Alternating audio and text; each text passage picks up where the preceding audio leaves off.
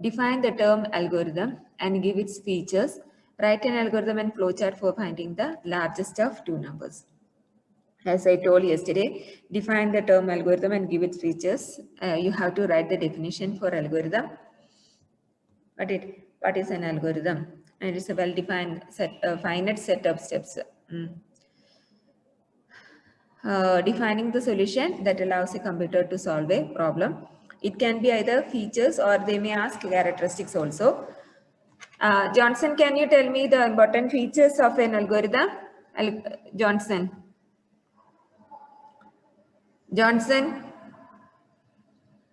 can you read out the features of an algorithm or characteristics of an algorithm? Johnson, are you there?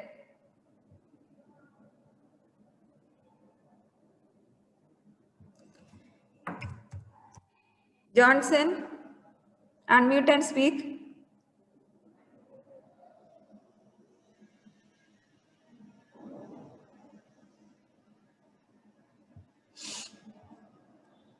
Or you can message in the chat box. Yesterday I had explained all these.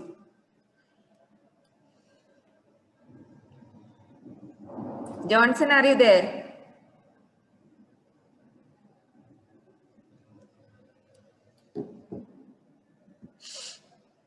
Nevin, can you tell me the features of a good algorithm?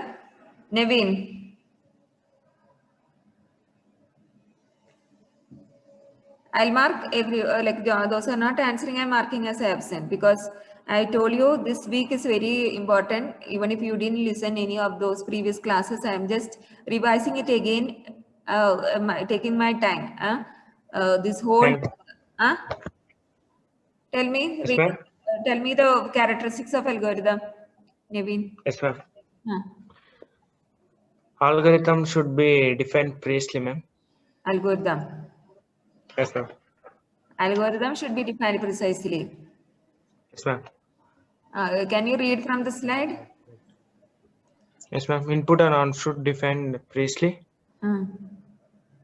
Each step in algorithm should be clear and ambiguous. Instead of unambiguous, I told you to use some other word. What is the meaning of unambiguous? Or you can strike it and write now itself.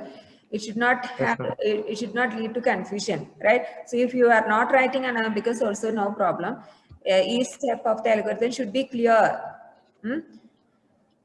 Then next feature. Algorithm must be effect among many different ways to solve a problem. Whom it should affect? It should be the most effective or the best algorithm. You can write the best among the different ways. Best among the different ways to solve a problem. Next. Some other Algorithm should be written in such a way that it can be used in similar programming languages. So can we use an algorithm written for C programming language for any other programming language? No, ma'am. No. No or yes? Yes, ma'am. Yes. Why yes?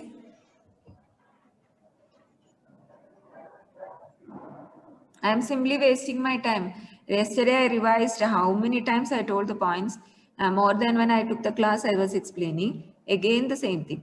Algorithm is programming language independent, right? You can use this same algorithm for converting into any of the algorithm only we are converting into program, right? So if you write an algorithm, you can convert that into any of the similar programming languages, right? Yes, ma'am.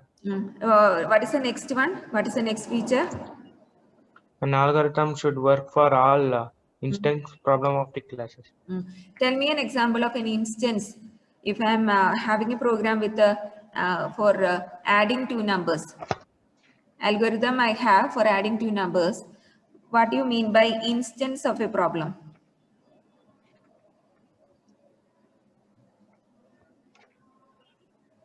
Nevin. Order, ma'am. Order. Yes, ma'am.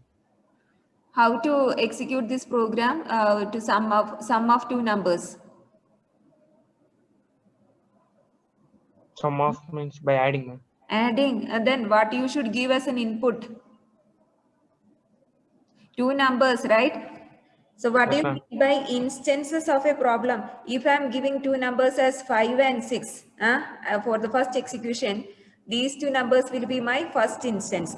Suppose I'm running the program again and I'm giving two other numbers, 10 and 12. This will be my second instance, right? If I'm giving Okay. again running the program with another input, another number, 101. Third So this will be my third instance. instance. Okay, Yes, ma'am. so it should be working. My program is working only for adding 5 and 6. Then the algorithm is not good, right? It should work for Yes, ma'am. all the instances of the same problem. Okay, these are the different instances of the same problem. So it should be working with the, it should be working. So mostly we will be writing the algorithm for with using a variable, right? So all of you learn, and tomorrow I'm going to take mock test. I am telling repeatedly. Then also you are not listening. Have you written down this definition and algorithm? What is the use? I think I can go with the next chapter, arrays. Why I am wasting my time?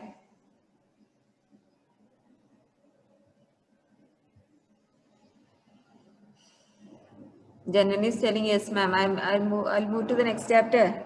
Revision is not required, I think. All are doing chatting or something else in between.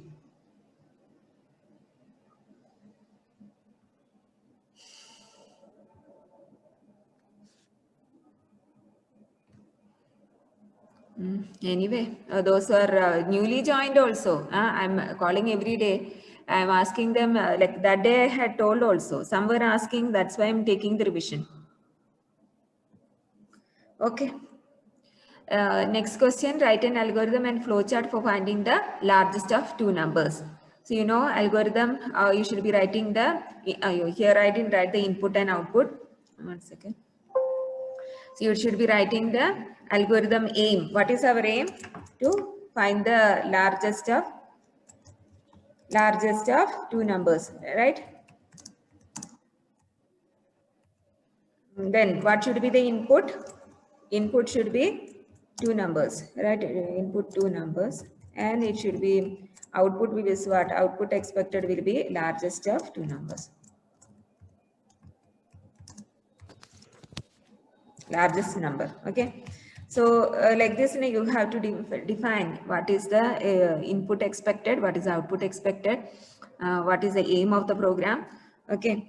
And write the step one as start, and then to get to values, you should be giving input to two numbers, and then the next step you can either use if or is also no problem. You can write as you write to your English language, is value 1 greater than value 2, then display value 1 is the largest. Otherwise, instead of else also you can use otherwise, no problem. Otherwise, display value 2 is the largest. So you need not write in terms of programming syntax. You can just write as you are writing your other languages also, no problem. So that can be taken as a algorithm steps. But usually we will write like this, so it will be easy for us to convert into our programming language.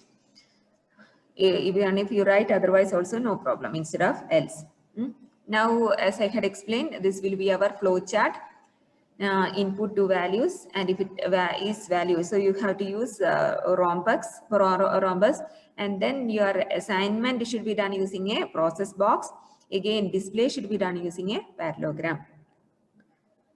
Now, what is a flowchart? And explain all flowchart symbols. So, flowchart is a graphical representation of sequence of instruction. Yesterday I had taken, now again I am repeating. I thought you will be writing the points for each question, what you should be writing. Flowchart is a graphical representation of the sequence of steps, or it is nothing but the graphical representation of our algorithm, right? Different symbols are used. Different symbols are used in order to show the steps. So different symbols are used to draw each type of flow charts. A flow chart algorithm, actually it shows the logic of a algorithm. Okay, so you can give one line of explanation. If it is for 5 marks, I just summarized and keep in the form of a table. Got it? So here all the things which you have given, um, depending upon the marks, you have to explain. Suppose for 2 marks means this much is enough.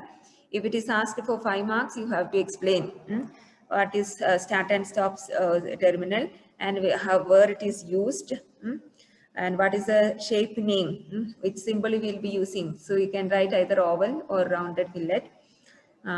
So this much you have to give. Hope everyone has noted the points. So instead of writing, this is only, I'm just giving input output a parallelogram. Instead of this, you have to give one line of explanation for or 2 lines, because it is asked for 5 marks, as I had given in the notes. Okay, so after this, now we are moving on to the next chapter, because we have big chapters, right? That while loop, for loop and all. So I'll, and after that we have branching statements and looping statements and even operators. So we have, we can't waste time like that. So in this chapter, in the beginning we have history of C. That is not that much asked, that you can just read through. And after that, the main important part will be the format of a simple C program. You remember, I think, and even we have executed many programs, so this is very easy for us. The header file, then the main, and the other within the curly bracket, which indicates the starting and ending of a program. We'll be writing the comments as well as the program's statements to be executed, right? We have seen that.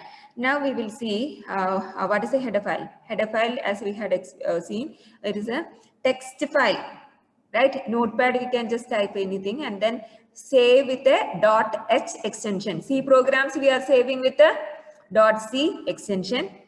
Header files we are saving with a .h extension. And all the header files, in a header file, it is nothing but a collection of functions, most commonly used functions. It is a predefined functions, right? And we can make it as categories. So when we have all the max related functions in a particular header file, and we are naming it as math.h. So if you want to include any of the max functions, you can just include the math.h header file. Similarly, you can have string related functions, all predefined functions we are keeping in a particular header file called string.h. So we are making categories inside the system library or the C library, and you can include in your program using the linking section, right? So we are using a preprocessor directory called #include followed by the header file name in angle bracket. So these are the things which you have seen for the header file. Header file, some example I have given: math.h, string.h, stdio.h, time.h. If you include time.h, all the functions related to date and time can be included, can be used in your program, or can be called in your program. How to use a main function? Main is a so only you have seen, we have seen in the function chapter, user defined functions which are defined by the user. But the only function which we need for running a program, the one and only function which we need so that we can run a program, is our main function. And we can, there are different ways for writing the main function. If you are not returning any value, so this returning, where we are returning, we will wonder now. But when we are having client server programs, that time like parent child concept, that is coming in third semester, I think. That time you will understand where exactly this main will be returning. Now we know user defined functions will be returning to main, but main, where it is returning, that we don't have anything, right? Above main we don't have anything, but that is that concept you will understand when you learn about parent child processes and all. That is coming in operating system, one subject that you can learn at that time. Now for the time being, you have to understand that if you are giving in some compilers, and if you are just leaving it, it is not taken as no return value. You have that will be taken as default integer return value. So if you are explicitly, you should indicate that there is no return value by the keyword void. Okay, if you indicate void, then it indicates that there is no return value. That's why we are getting that error. And if you are returning integer, then you can indicate integer. Float means float, character means character, char. And empty parenthesis indicate there is no arguments. If you are indicating void also, that means no argument. So explicitly, if you are telling void, that also indicates that there is no return value. And then these are all the things which we have seen. Comments. Now we will see what is the basic structure of a C program. So Javed, can you tell me what is the basic structure of a C program? Javed. Yes, ma'am. Ah. First, document section. What all things will be coming under documentation section? Ma'am, just that slash, Ah. slash star asterisk, Ah. where that program definition something will Not define, no, ma'am, that comments, not definition. comments will be Comments there, ma'am. you can explain with this program. In this, no, Comment lines will be there, ma'am. comment lines will be coming under documentation, right? So Yes, here I can give you the author of the program, author name and version number, then, explain yes, ma'am. information about the program. That's it. Then link section. It is also called header file that hash include studio.h we are using in that. This will be our linking section. What do you mean by linking? Linking means we are linking our program with the header file, right? Header file. So whatever content is there in stereo.h, that will be copied into our program, replacing this line.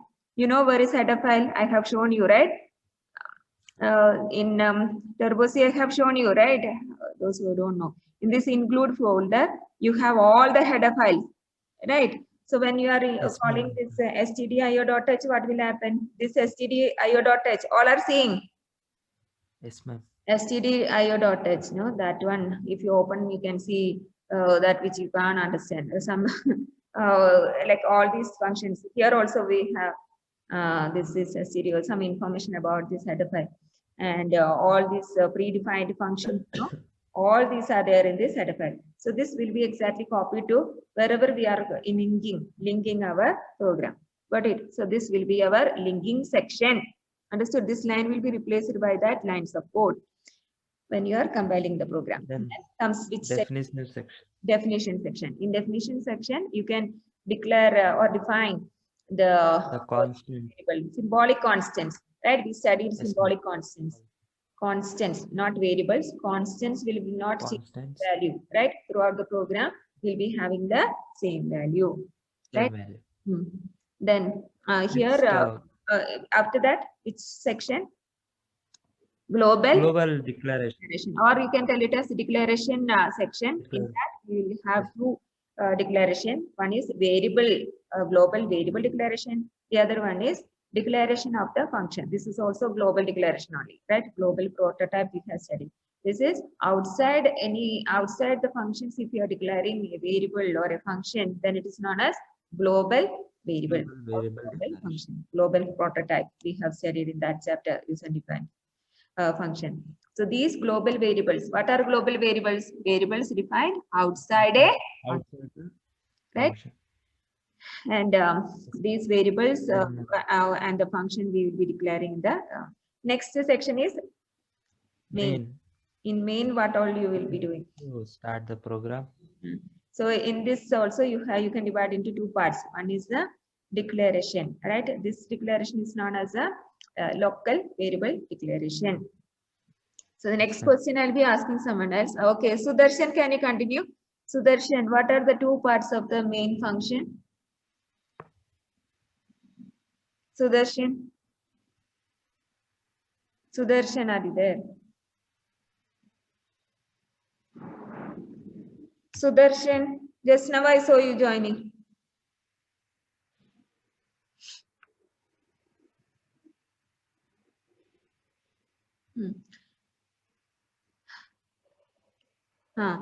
Function colon, or now this is another chapter, Sudarshan.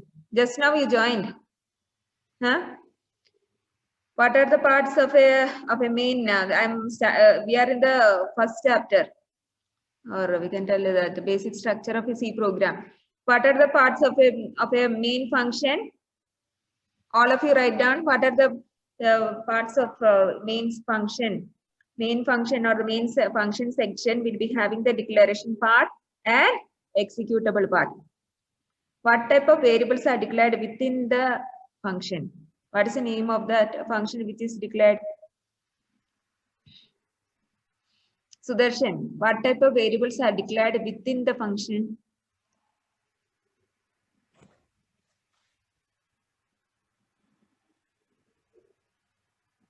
All are getting confused regarding the, I think some of you are joining now only. Huh? Gayatri, declaration and definition part. But in main, what all will be having? Inside main, there will be a declaration part and an executable part. Okay, definition and definition is coming for function. What are the three parts of it? I am telling within main function, what are the two things? Local variable declaration and executable lines, right? Executable lines. Understood? Some printf and some statements what we are having within the main.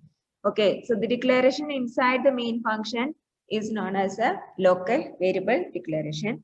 After the main function, we'll be having the subprogram section. Right, subprogram. So what is subprogram? We have studied other than the main, what all functions we are having in this program. I have the subprogram as add function, user-defined functions, right? Define difference functions, multiplication function. All these are my subprograms. So these will be our functions. User-defined functions are also known as a subprograms. So all these, I'll be having after main. This is my main. So after main, I will be having the subprogram section. In subprograms, I will be having function 1, function 2, function 3, function 4, n number of functions, which I have already declared in the declaration section. So this will be the complete structure of a skeletal structure I have given for the, not skeletal, full structure of a C program I have given over here. This will be our, don't tell me now, that's what I'm telling. If you see a actual thing, you will understand more than like by hearting the points. So this will be our documentation. This will be our linking section. This will be our definition section. Define definition, that you can remember like that. This will be our declaration section. This will be our main, right? Main with the two parts, that is declaration part and executable part. All executable statements should be ending with a semicolon. Then this will be our subprogram section. In subprogram, we will be having function 1, function 2, like that, all the functions. So you studied this question now. Those who are listening will be know what all. Now you need not study also. So the documentation, as I told, it will be having command lines, author name, title of the program, version number, all this information regarding the program we can give. Linking section will be having the header file.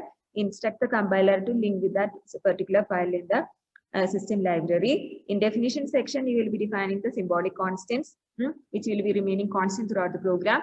In global declaration section, or you can just write a declaration section, in that global variables and also the functions used in the program will be declared.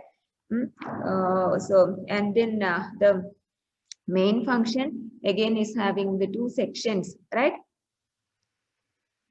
In main function, it is used to show the beginning of a program. All lines should be ending with a semicolon, but main should not end with a semicolon. Understood? All lines which are given within the opening and the curly bracket should be ending with a semicolon. Declaration part, it is having two parts, right? Declaration part and the executable part. So you know what is declaration part. So it is used to declare the local variables. Executable lines means all those statements which you need within the main. And then next will be our subprogram section. In subprogram, all the user-defined function. Usually we will be placing after main. As we have declared it, in the declaration section, you can have the user-defined function after main.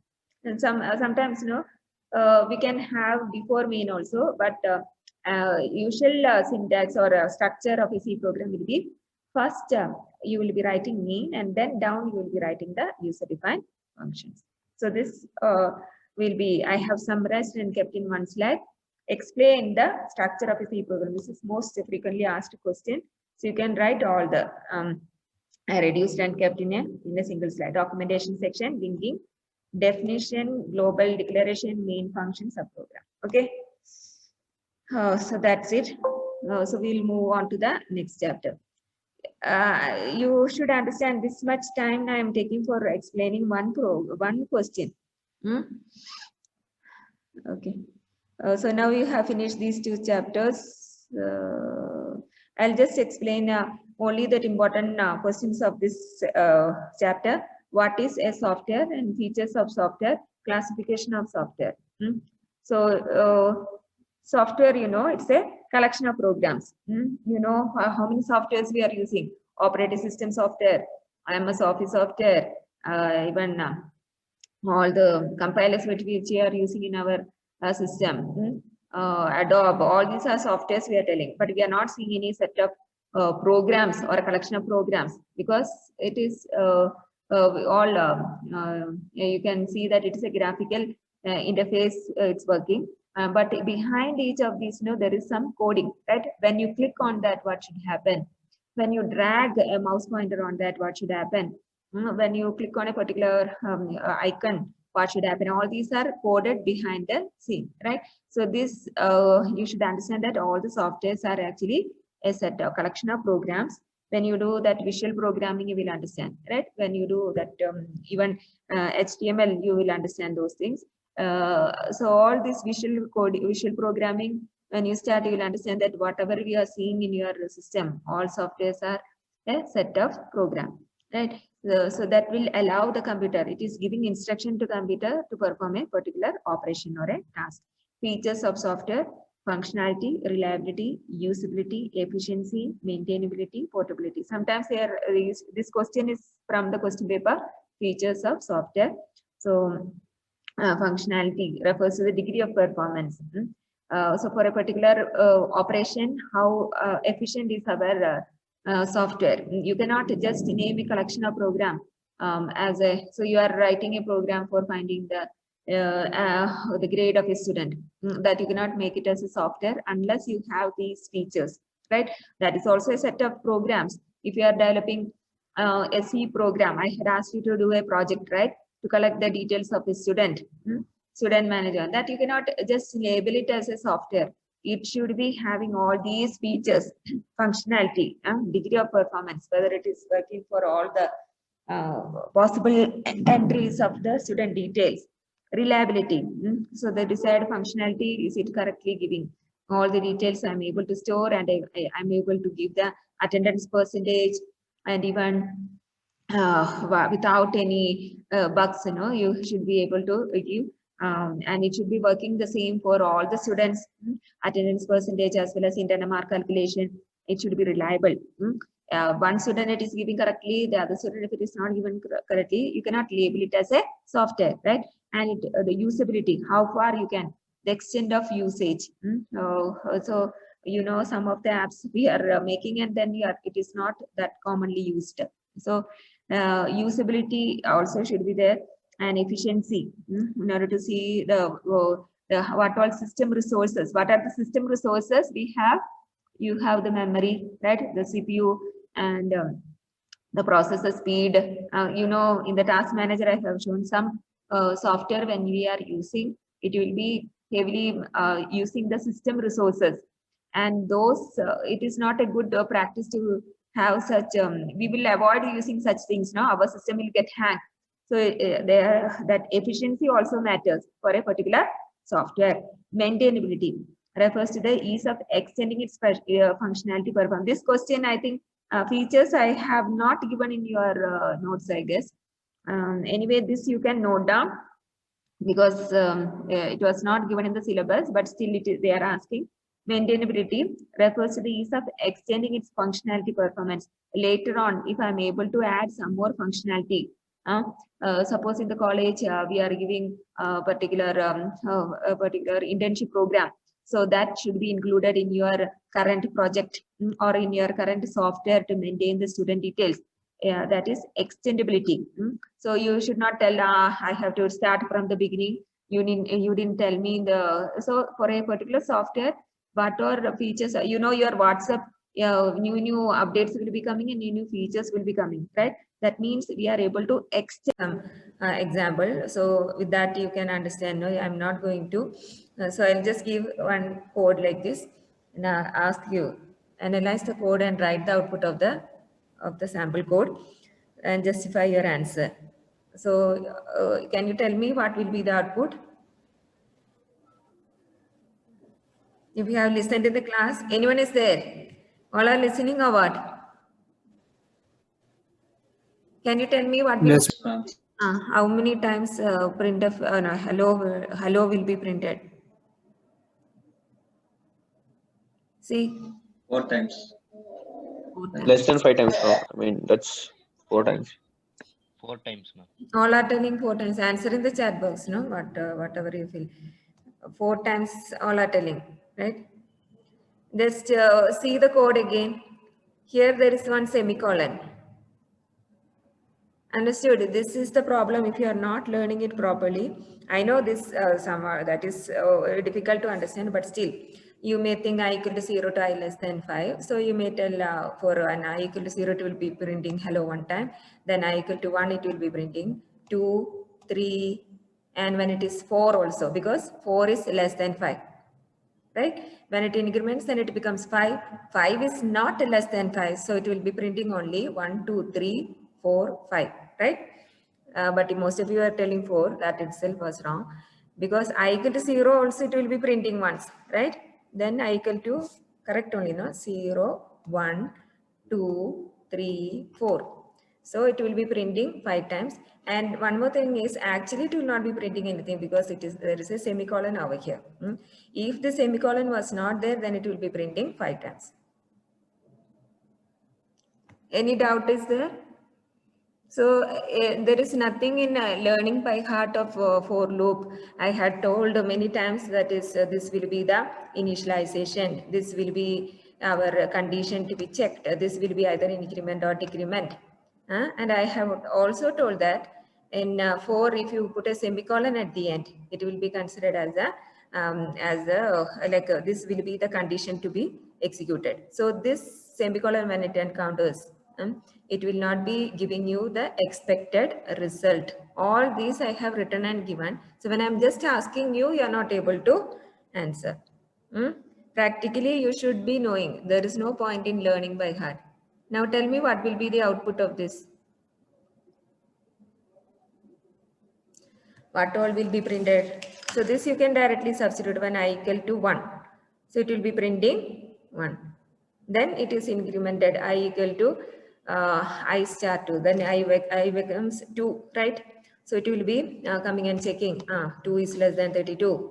Then it will be printing 2. Then it becomes, I value becomes 2 into 2 becomes 4. So 4, it will be checking whether 4 is less than 32. Yes. So it will be printing 4. Then the next step, I value will be 4 into 2 will be 8, right? So it will be coming and checking 8 is less than 32. It will be printing 8. Then in the next step, 8 into 2 is 16, right? 16. 16 is less than 32. It will be printing 16. Then in the next step, 16 into 2 will be, what is 16 into 2? 32. 32. Then it will be checking whether 32 is not less than, right? 32 is equal to 32. Then also it will come and it will print 32. Understood? So this type of questions also will be there. Now tell me what this we have already done, right? This you know what will be this if you know how to what will be the output. Then you have studied arithmetic operator precedence, right? If you are able to solve this properly, then I can tell you that you have studied the order of arithmetic or the precedence order of arithmetic operation. So here, and also in which order, if you have two operators of the same precedence, which will be evaluated first. What are the operators of high priority in this code? Division and multiplication. Yes. So division and multiplication are of high priority, and subtraction and addition, these two are having low priority. So when we are going in the first pass, we will be doing only high priority, right? So B value is 12 by 3, and here also after that in the next pass we will be substituting, finding 3 C 2s are 6. is 3, right? C into 2 is 3 into 2 is 6. After that, in the next pass only, we will be finding the value of Meenakshi has substituted and find the value of given the value of x as 10. So this, if you want, you can try it in your notebook. Substitute the value. First, write the equation as x equal to 9 minus 12 by 3 plus 3 into 2 minus 1. First, you have to substitute and write. In the second step, what we have to do, we have to solve only the operators of high priority. So now rewrite using or substitute and solve the high priority 12 by 3. 12 by 3 is having high priority, right? So 12 by 3 is what? 4. So write again substituting and solving the value of 12 by 3. So it becomes 9 minus 4 plus 3 into 2 minus 1. So we are not solving 3 into 2. In the next step, now we are going to do 9 minus 4 plus 3 into 2 is what? 6, right? 6 minus 1. Then in the next step, what we will do? So now it is 9 minus 4 plus 6 minus 1. So now addition, no, multiplication and division is over. Now which is remaining is subtraction and addition. Those two have same precedence. So what we will again do, we will again go for the left to right, whichever it is encountering associativity rule we have to see. So whichever comes first from left to right. So 9 minus 4 comes first. So we will rewrite again solving 9 minus 4. 9 minus 4 is 5, right? 5 plus 6 minus 1. In the next step, what we will do? 5 plus 6 is what? We will encounter 5 plus 6 first. So we will solve 5 plus 6 as 11 minus 1. It will be, answer will be 10. So this is the way how, if you have studied arithmetic precedence, you will be solving. So now tell me, what will be the answer for this question? What is x if x equal to a plus b? So this is what type of operator? Sahana, can you tell me what is this operator?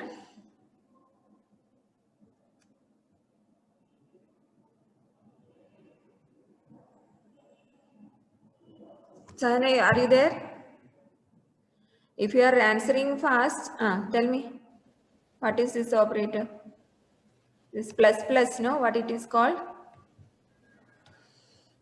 Yesterday I had given the late admission group. You have to watch these videos and send me the notes. Nobody had sent me till now. Then exams are near, you're not interested. Huh?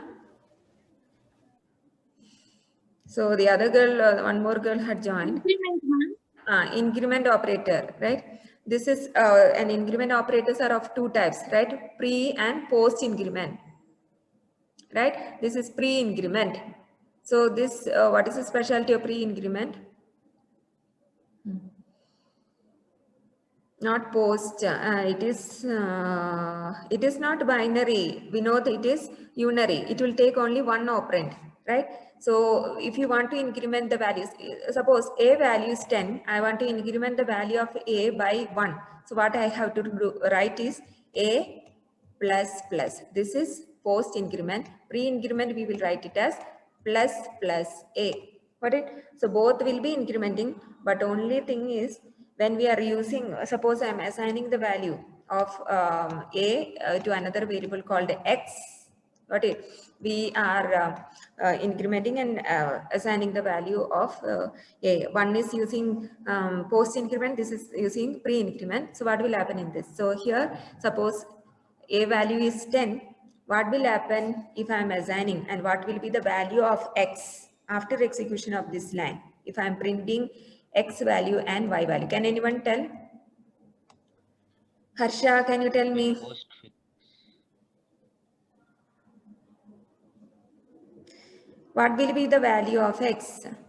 You try, no problem if it is wrong also. Meenakshi, I'm just asking for X value. You are solving in this, I think. I thought like if A equal to 10, I'll just start with if A equal to 10, what is X if X equal to A plus plus? Vinod has answered 11. Harsha, you are there or not? At least for revision class, you should sit. No, I don't know. You are there. Try any wrong also, no problem. All just answer. X equal to A plus plus. I told you when I took an increment operator, this will happen in 2 steps. If it is post increment, we will first assign the current value of A to X. What is the current value of A? That is 10. Okay, so when you are doing this, what will happen is X will be assigned only 10. After that, A value will be incremented by 1. That makes A equal to 11. Got it? Now again, if you come to this line, what is this? Y equal to plus A. The current value of A will be incremented first and then the value will be assigned to A. This I had taken properly that class. So now the current value of A itself is 11. 11 is first incremented and then assigned to Y. So it becomes 12. So when we print, X value will be 10, Y value will be what now? 12. Okay. If I try to print A also, after this, it will be 12. If I print A in between or after X value, it will be showing what? It will be showing as 11. Got it? So this step, you have to understand in two, as I took in the other day, when you are having post increment, this is very important question. I told X equal to A plus plus means that is post increment will first assign the current value and then increment the value of A. Got it? So when you are doing, suppose if you are doing pre-increment, this also happens in 2 steps. First it will increment and then it will assign the value. So after increment, it will assign the value of A to Y. Got it? So this concept you should be clear. So tell me now what will be the answer for X equal to A plus. So this is entirely different question, that simple example which I had shown. Now you tell me if A equal to 10 and B equal to 20, what is X? This is from university question paper. Don't think that I'm putting in other questions and all. X equal to A plus, what is A? A is 10. Right? Plus, what is given in bracket? Plus B. Plus means what? It is first increment and then use the value, or then substitute the value. Assign the value. So first increment, what is the current value of D is 20. So first if we increment, it becomes 21. 21. Substitute in the equation. So it is 10 plus 21. What it is 10 plus 21. So it becomes what? 31. 31. So now tell me what is Y if Y equal to X plus plus. Y equal to X plus plus. Somebody is answering this. We know that. And Meenakshi has answered.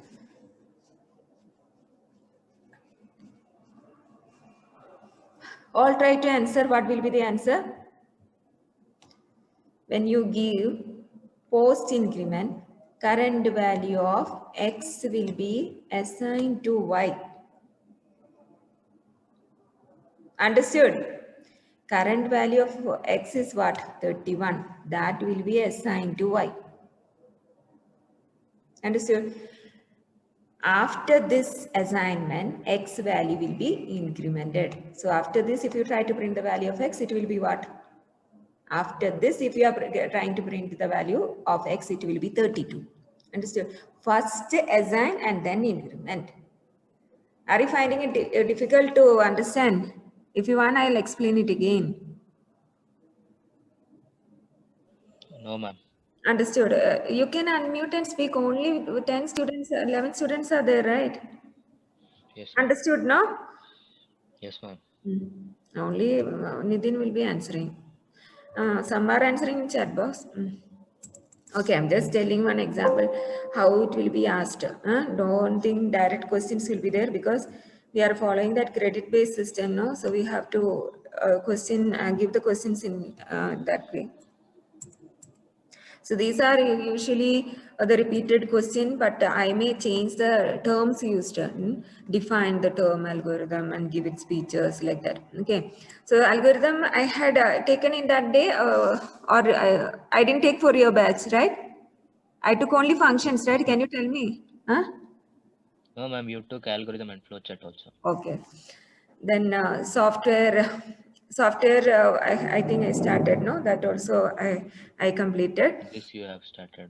So software is a collection of programs, and what are the features of software? That is also asked. So you can't just make one software your ma'am told it is only a set of lines of code. So you can just name something as a software, right? Set of a program is different from a software, right?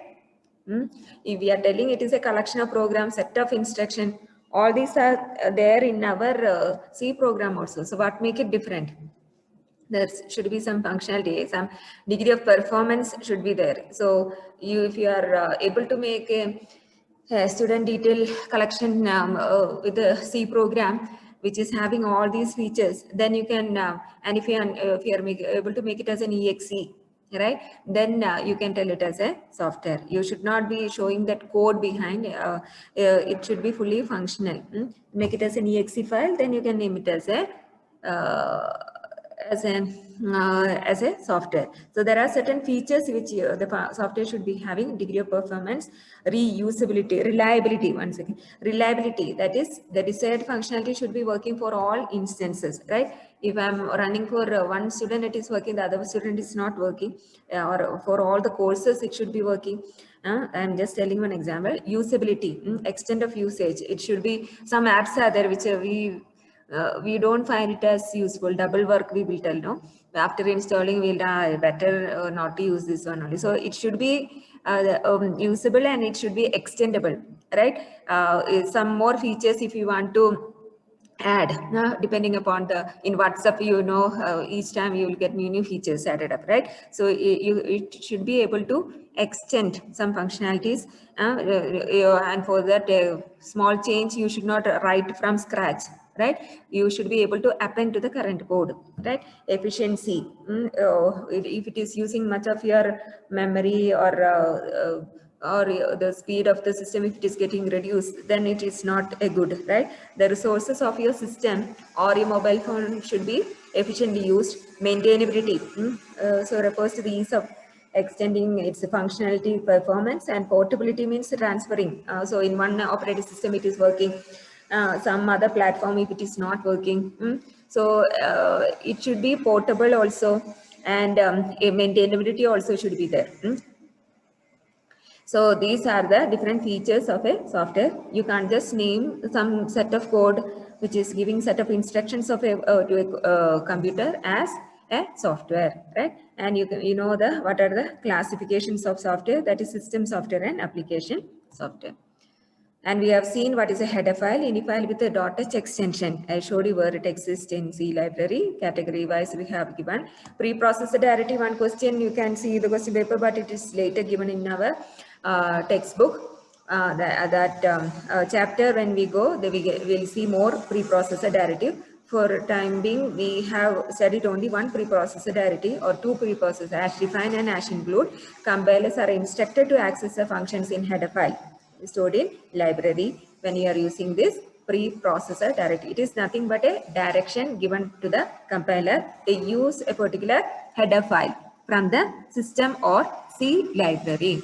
Now, the structure of C program, this I have taken because more questions are there. I don't want to waste taking the same thing. Yes, ma'am. Completed, ma'am. Ma'am, you took yesterday, ma'am. This also because I was getting confused the other lab what all I do. Enumeration variables, this also I have taken, right? No, ma'am. Enumerated data type. This is what are the different or the three different categories of data types which are available in C? What are the three categories of data types? Huh? That also don't know. Primary data type, user defined data type, derived data type. You should be knowing by this time. Yesterday you got a holiday. Primary, derived and user defined data types, right? Three categories. That is almost all question paper we can see what are the different data types available in C, right? So primary data type is also known as fundamental data type. You write down in your notebook. Primary data type is also known as fundamental data type. What are the four fundamental data types?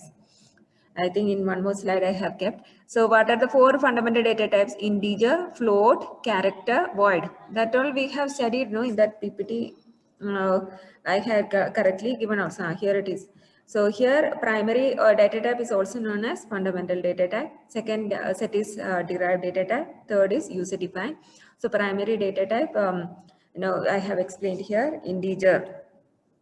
Integers are in order to store the integer values, right, as whole numbers without any decimal part. We can use integer data type, and it is given when you declare a variable with integer data type.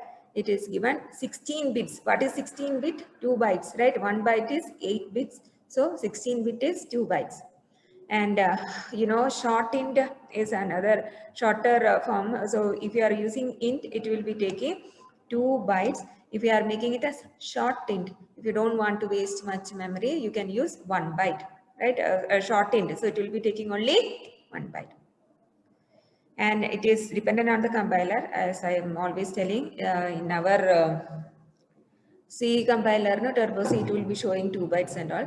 But actually in your textbook, it is 1 byte. Understood? Listen, you write only 1 byte.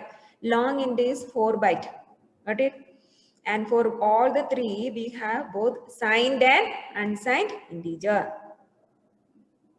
Unsigned integer. I have taken also, I have kept one slide for that, what is signed and unsigned integer.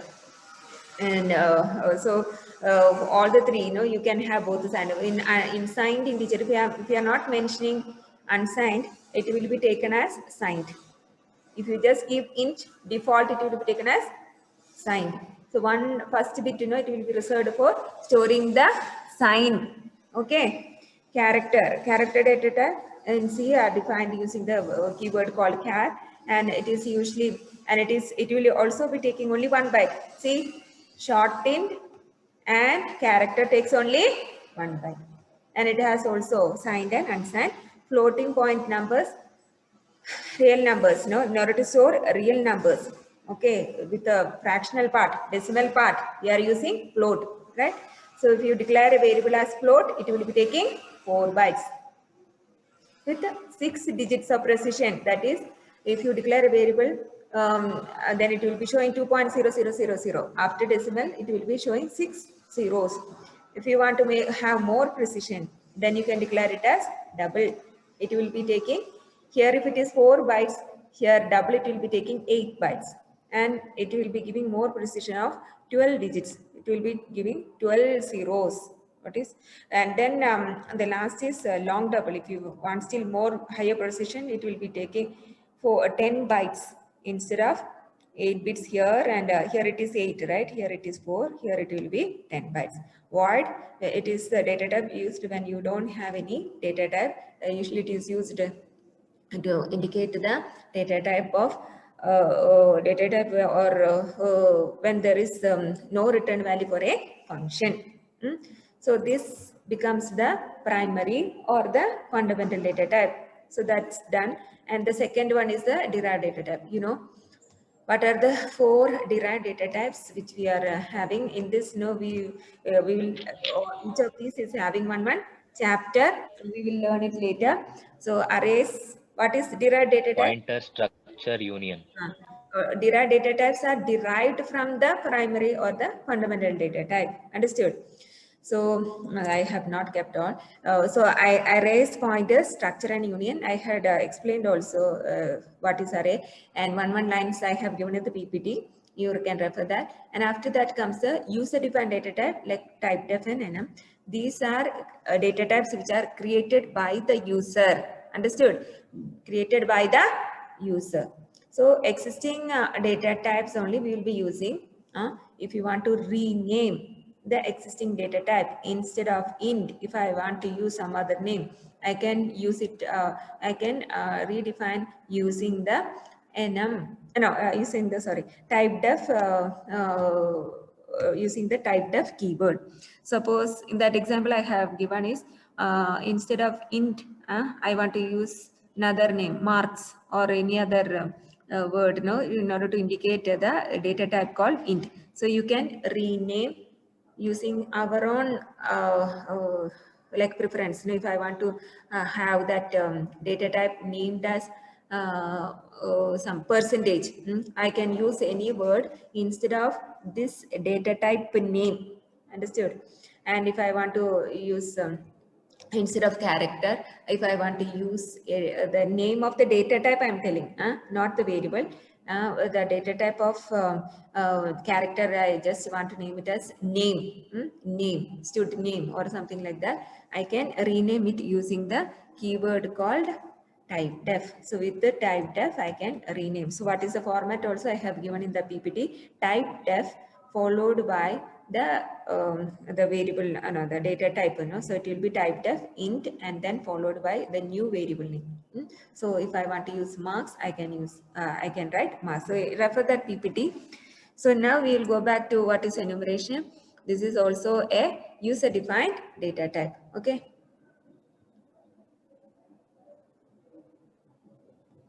Nagaraj, you were telling bit coding sequence. Bit coding sequence is, you are telling about the writing of binary numbers, or how is it? Ma'am, that only, ma'am, like it is having a range, no, ma'am, like -2 power 15 to 2 power 15 minus 1, like that. Decimal and that I will tell you. After that, you are telling about the signed and unsigned, I think. Yes, ma'am. Yes, ma'am. I'll explain with that PPT.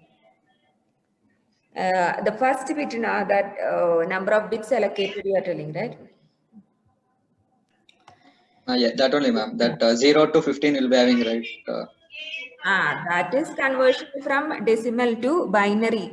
So these numbers that you can see, conversion of binary numbers, that is not there for you, but still I'll just tell.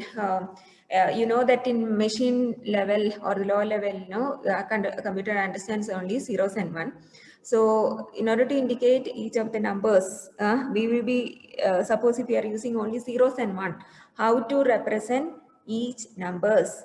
So in decimal, if you are writing 15, similarly, you should be able to convert the same number 15 in binary. So there is a conversion way, method in order to convert each decimal number into binary number. So that technique you need not study. It is coming in that CO, computer organization paper, and all that BCA students are learning. Here what I have explained is something else. So here you see 0 will be indicated as, if you are using 4 bits, listen here.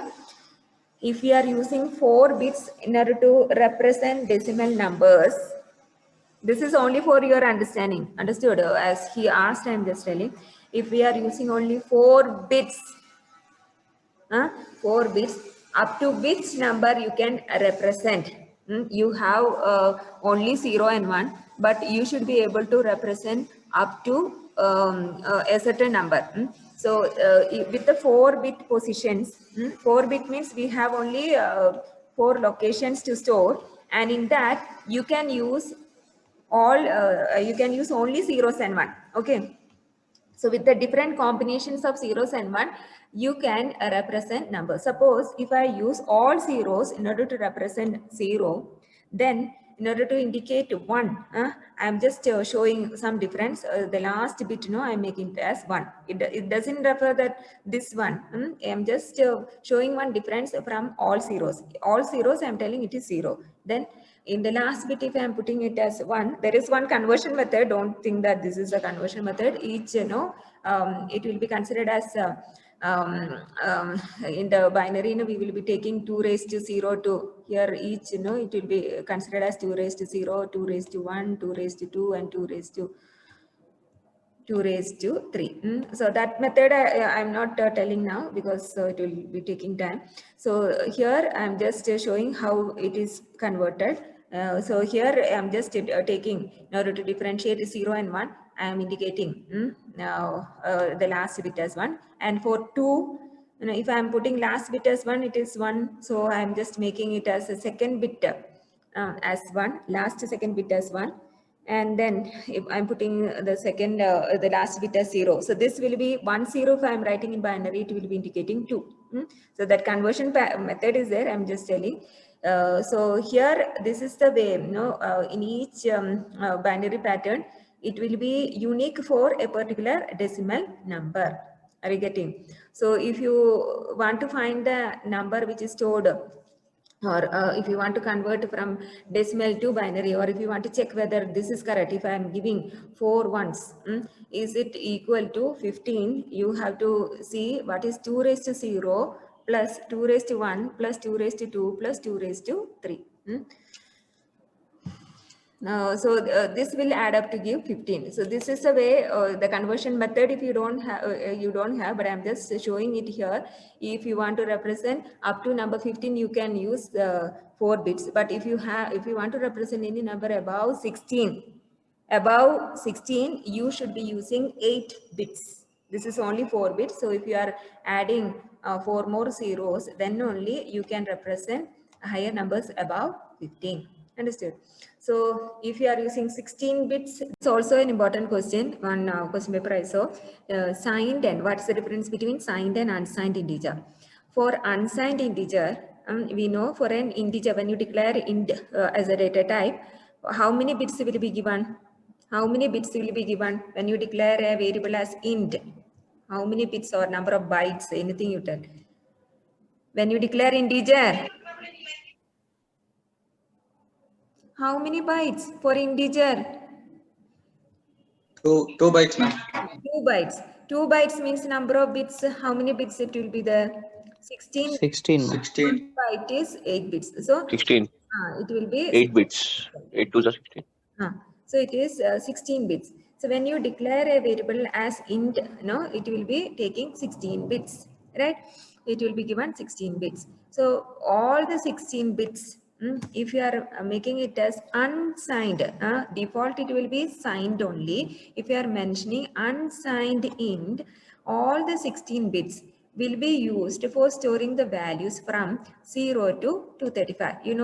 If there is one, if one bit is missing, if one bit is missing, you will not be able to represent the numbers from here, right?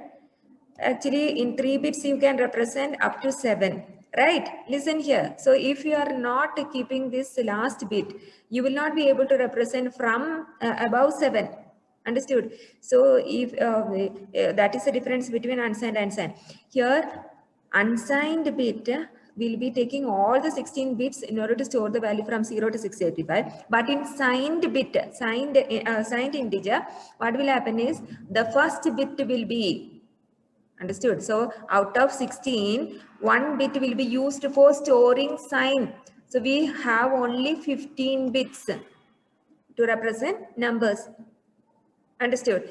So that is a problem. So, if you just reduce 1 bit, you will not be able to store values above 7. Understood? So if you are out of, this is for the case of 4 bits. If I'm telling about 16 bits, imagine you have 16 bits. Here there are 16 bits. if you are not using or you are not given the first bit, you will be ending with the 15 bits, and 15 bits, there is a limit for the numbers. You cannot represent up to 65,000. That is one thing.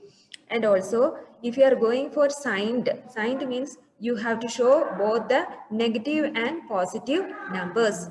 In the number line, you have 0, and then you'll be able to represent the in the center. If you have 0, in the left side you have negative numbers, and the right side you have positive numbers.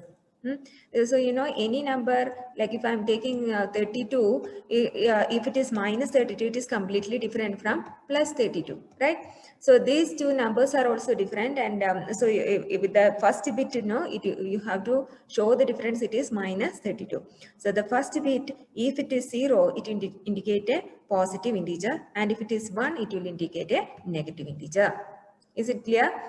So these are the things which you have to write, and the complete 16 bits you can use for storing the numbers from 0 to 65,538, while you will be getting only up to 32,000 if you are reducing one bit, and if you are storing the sign.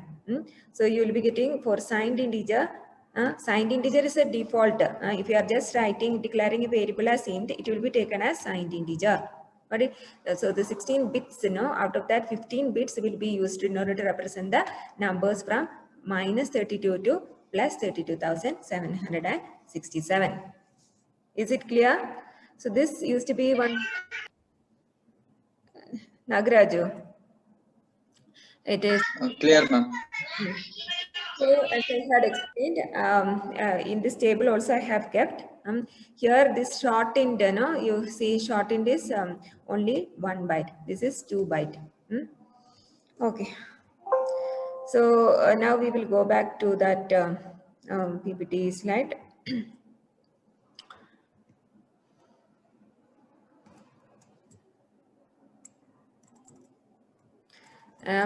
Showing only important questions. Later you have to study the other things also. What is reserved or keywords? I may be asking reserved words or keywords. Keywords, there are 32 keywords, right? Basic building block of program statement. A program will be made up of tokens, means you can tell a C program will be having the basic unit of a program, you can tell, but it may be consisting of comments also, some print statements in which you are giving a string also, some expressions will be there, you'll be using variables and operators, everything comes under tokens. But what are keywords? If you just write one line without any keyword, it will not be any instruction, it will not become a program statement, right? So with the keywords, with any of these 32 keywords only, the compiler will be taking as an instruction. Got it? So the reserved or the keywords are those which we cannot change the meaning, and it cannot be used for naming a identifier or a variable name. You can use the int as a key or case, continue, break, all these. You should not label for a variable. You should not name a program also. Some student, I remember he had named it as some of the one keyword he had used. I don't remember which keyword for naming the program. That also it will be creating an error. All keywords have fixed meaning, and it should be written in lowercase. The meaning does not, its meaning will never change even if you try to use as a variable name. So what is the difference between a division and a modulus? Modulus operator, this was one question which I saw in one university question paper. Can modulus operator be applied to float variable? Everything I have given in the note, but you will never read. That is a problem. This carries 2 marks. Can modulus operator be applied to float variable? That was one question, and it carried 2 marks. Okay, and even what is the difference between, they didn't ask, only this question. So I had given in the PPT. If you want, you can refer also. Mode operation cannot be used with the real and floating point operands. Only this line is required. That nobody will be writing also. What is mode operation? Mode will be giving you the remainder, right? And the remainder itself is if you are doing an division, if I am trying to divide 23 by 2, what will be if I am finding the mode and or division, you will be performing in division itself, right? But only thing is division operator will be giving you what? The quotient part, right? So for both we will be finding dividing 23. If I am giving 23 by 23 mode 2 or 23 divide by 2, both I will be performing the same operation, right? I'll be finding the division, that is 23 by how many times it will go? 10 times. So it will be like 20 and the remainder will be 3. So when we are doing division, I'll be giving 10 as the answer, quotient, right? When I am doing modulus, I'll be giving remainder as the answer. Okay. So this was one question. I explained the tokens in single language. I already saw integer unit of a program. And these are a program may consist of keywords, identifiers, constants, strings, right? And special symbols and even operators. So you can give one line for that. Write some of the features of C, or justify C is a powerful language, or sometimes C is a middle level language. All these are all these require the same content which I have given over here. Some features of C is the mostly asked, but repeated questions will be asked in a twisted way. So you cannot just by heart and write this ma'am gave 4 features of C, but I cannot write for the same sentence is here. C is a powerful language. C is one considered still it is till now it is also considered as one of the powerful language, even though we have many other languages coming up. C is still used for some writing some of the system software, programs of system software. And it is having, so initially C had given the basic idea of writing a programming language, right? So even Python, all these are having they are all following the same structure what we see in the C program. They have built-in functions and data type. Obviously it is having more built-in function, but still I'm telling they started, Dennis Ritchie had started with that, and then all programming languages are following the same thing. C compiler combines the capabilities of both the assembly language with the high-level language. And high-level language, what's the difference between high-level language and low-level language? High-level language, assembly language is a middle level, right? High level language is that which is more we can read and understand, just like our English, right? Low level language is that which machines can understand, right? The binary code, ones and zeros. But something which comes in between, no, there is an intermediate language which is there when we are converting from the high level language to a lower level language. So that middle level language consisting of this assembly code, C is called a middle level language because it binds the gap between the machine level and the high level. Machine level is what? Machine level language. What is machine level language? Assembly language. Zeros and one. Zeros and one, not Binary code. okay. Assembly language is coming in between low level and high level. Okay, that is an intermediate. Nagraj.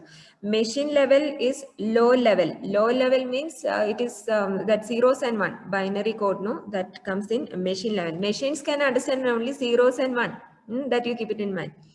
So C level is called as a middle level language because it is mostly considered, it is having the capabilities of assembly language. A user can use the C language to do system programming. So most of the system programming, that is system software, which is used in for writing the operating system as well as both the application program. So it stands in between the high level language and the low level language. So it can be used both for writing system software as well as application software. So this is one important question. It is an answer for almost 3 questions, that is features of C, justify C as a powerful language, and C is a middle level language. All these 3, you can write the same content. What is system software? You know what is system software? Some examples, if you tell first, you will understand, right? System software is the first software we will have in our system. if you get a blank laptop, the first thing what you will install, our operating system. Along with the operating system, nowadays we are getting many utility softwares, and even device drivers are also coming along with our operating system. Of course, translators will be there in when we are having the operating system, but we are giving different categories of the system software. The most important among this is our operating system. So what is the system software? It provides a platform for other softwares. Which are the other softwares? Other softwares which we install on top of our operating system, right? Our application softwares, all MS Office and all, we will install on top after installing Windows only, right? MS Office or Turbo C, all these are the application softwares which we install on top of our operating system, right?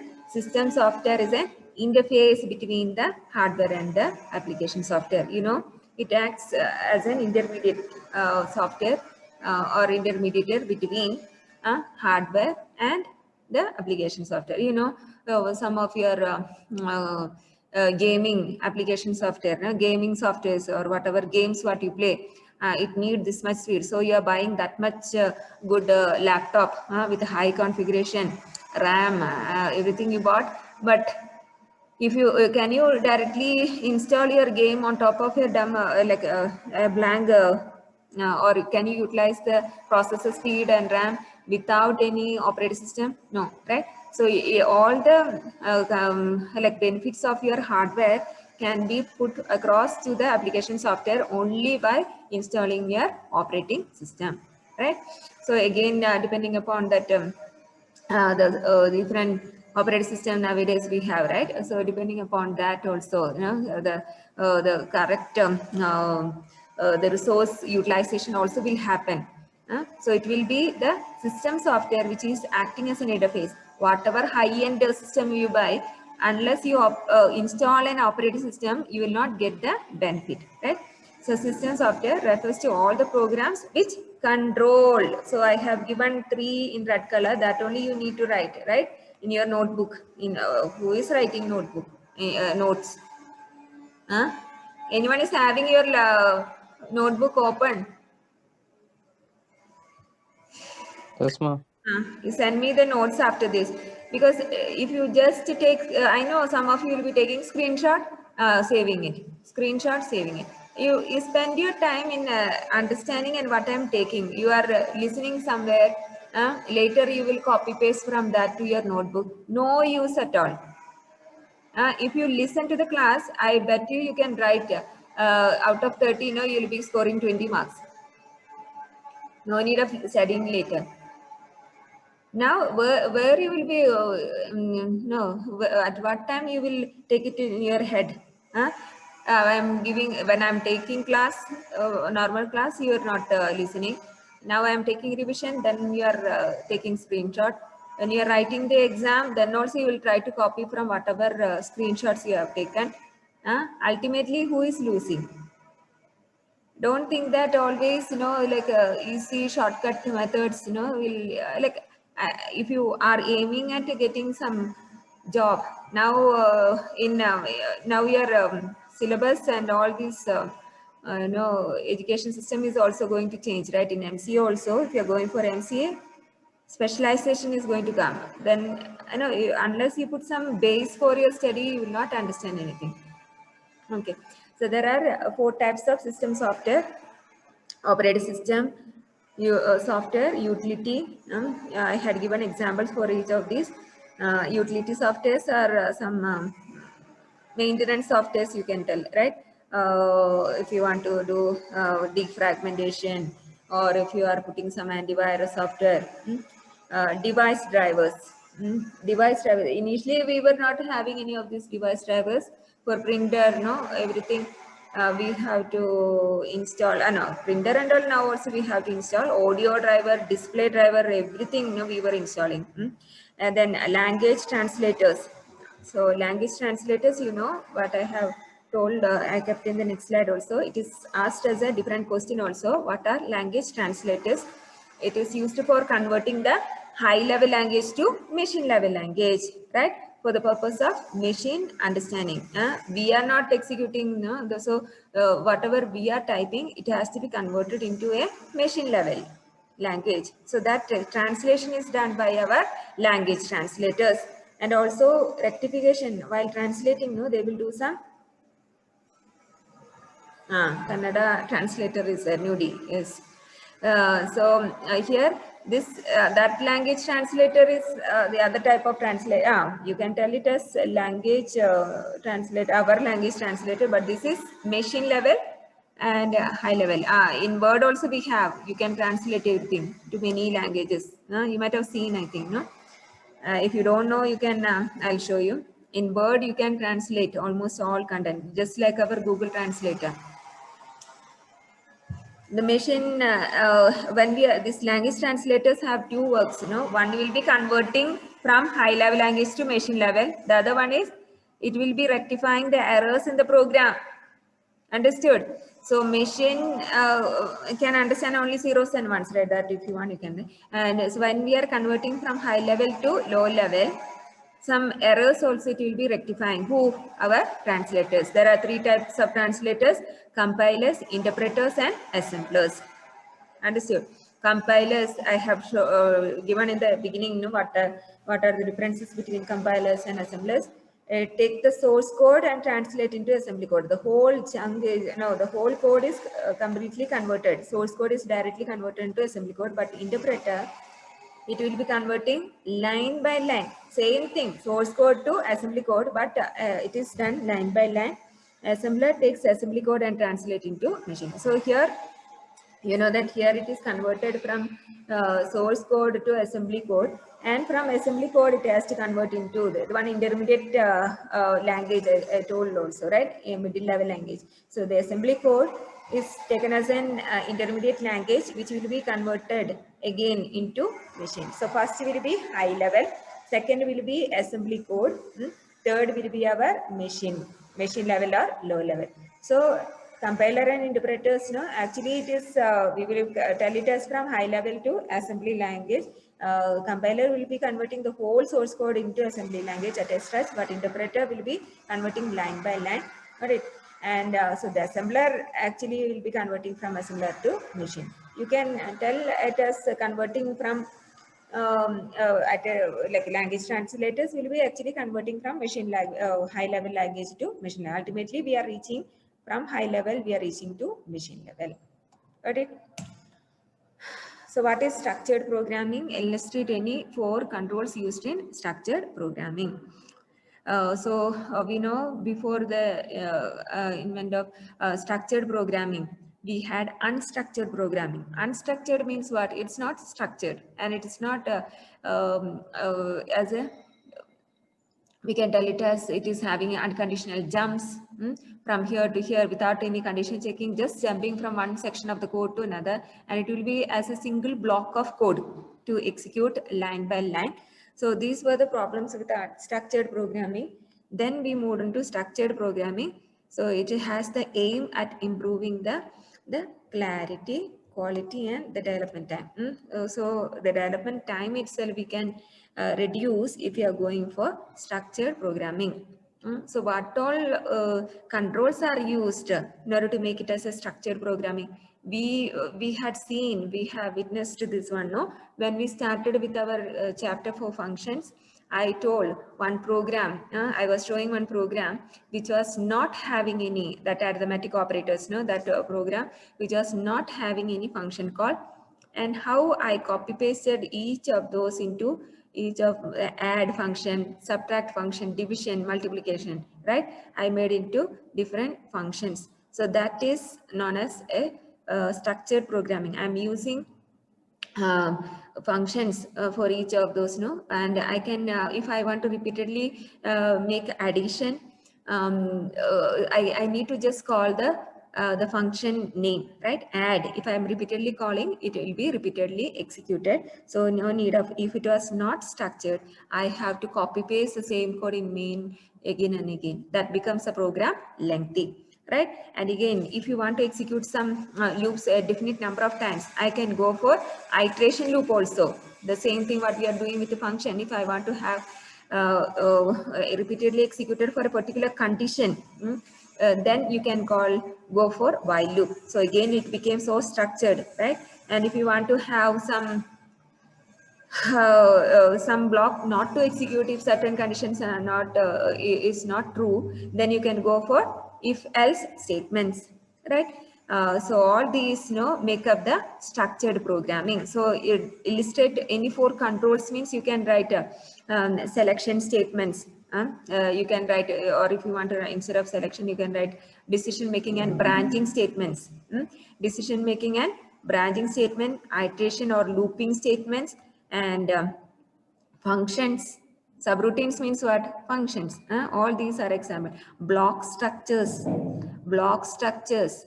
Block structure was not used in unstructured programming. So if you want to make a block of code to be executed only if this condition is satisfied, we make it as block structure, right? So all these are the controls which are used in structured programming. This part, this I just wrote in order to make it some more point. What are the concepts used in structured programming, top-down approach? This I'm not if you are not writing also no problem. I just, because only one line was there, I just gave it. You can elaborate, right? 4 controls used in structured programming. You can write all these as bulleted points. Decision making and branching statements, looping statements, all those what we studied. Then what? Then after that, functions, right? Functions we studied, block structures, these can be listed as 4 controls in structured programming. Differentiate between while and do while. One thing I want to ask you, are you all listening, or I'm just talking to myself? Is there any benefit? Listening. Listening. Listening, ma'am. No, that's Yes, why. ma'am. Listening, ma'am. Full means I'll do, otherwise it's waste of time for me. Harsha, are you listening? Just There, ma'am. okay. Suhail, are you there? Yes, ma'am. I told him. Yeah, I did. Then Pavan, are you there? New students, Pavan, are you there? Yes, ma'am, I'm there. I'm taking it. Yes, ma'am, I'm there. Okay, good. No, if it is not, if you find I'm not explaining properly, you can stop me. Okay, because you are not talking anything, I'm just going like that. Nagaraju, is it helpful? New students, Sahana. Yes, Okay. yes, ma'am. It's helpful, ma'am. Okay. So this question I may ask in different way. Differentiate while and do while. Instead of that, I may ask justify with an or I may tell compare and justify with an example that exit control and entry control loops. Or demonstrate exit control and entry control loop with an example, suitable piece of code. Something if I give, you should be able to explain it. Understood? What is entry control and which is entry control and which is exit control among while and do while? While is entry control loop, ma'am. Do while is exit control. So in entry control, what will happen? Initially, we will check the condition and then only we will execute the lines of statement given, right? In do while, we will be first executing the statements given and then only we will check for the condition. In do while loop, test the condition after first iteration. That means at least once it will execute, right? Executed, the loop is executed at least once. So here one example I have given. Here what will happen? Here the same while loop I have, same code I have executed with while and do while. Here I equal to 6 and while I is less than or equal to 5, the condition itself is false. Then it will not execute this lines of statements, right? It will not be printing. It will not be printing the value of I because I is 6. Now I am checking whether I value is less than or equal to 5.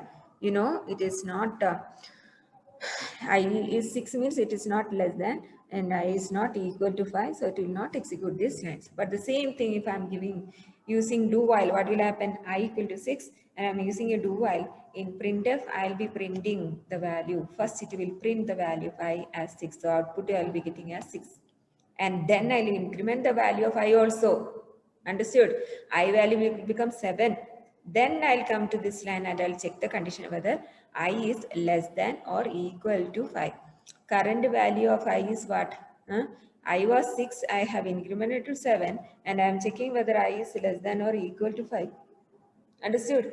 7 is not less than. Without checking the condition, I executed one iteration of the loop.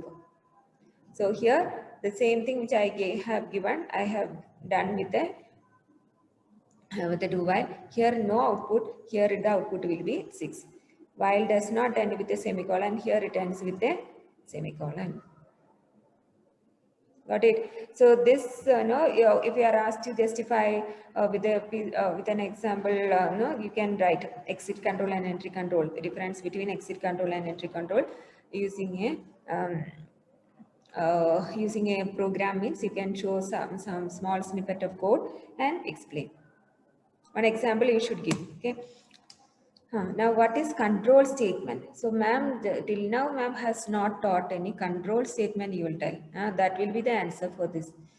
So, I am trying to collect all question papers, what all terms they have used. I am trying to tell. Otherwise, you will tell. Ma'am didn't teach a single word. No, I never heard control statement. I have given decision making statements, right? Decision making and branching, decision making and looping. Decision making is nothing but based on the decision you will be changing the control of the program, right? Or the statements to be executed in the program, right? So that basically is the control statement. They will control the flow of the program. Understood? Control statements are those which can change the order of execution. Listen here. Order of execution of the statements based on certain condition. It is also known as decision making statements. So as why we are calling it as decision making statement, beside they will be deciding which line to execute after this, right? They will control the flow of execution. The program control, no, it will be moving or listening to the or based on the condition. You remember, if the condition is satisfied, then the true block, else the false block. I used to tell, right?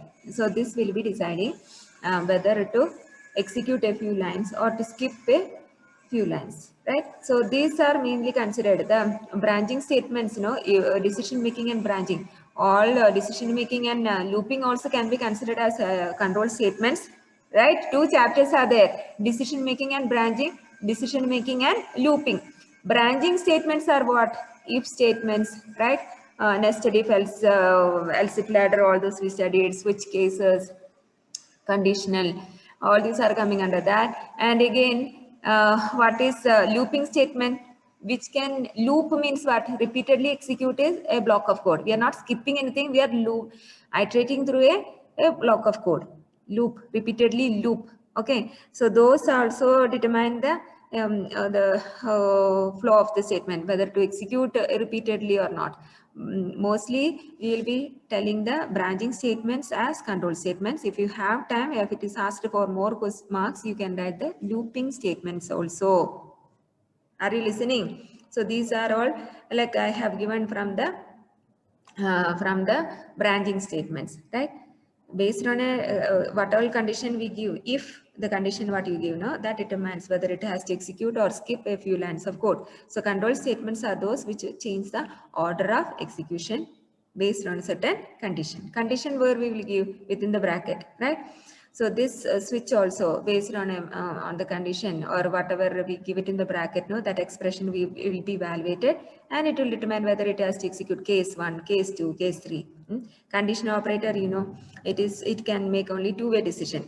This I didn't tell. This if statements, most of them it is two-way. First, it's only a single way. That is, we can tell it a single way. It is true means it will execute. Otherwise, it will skip that piece of code. Else if means it is two-way. Else if ladder and nested if and all, it is like a multi-way decision.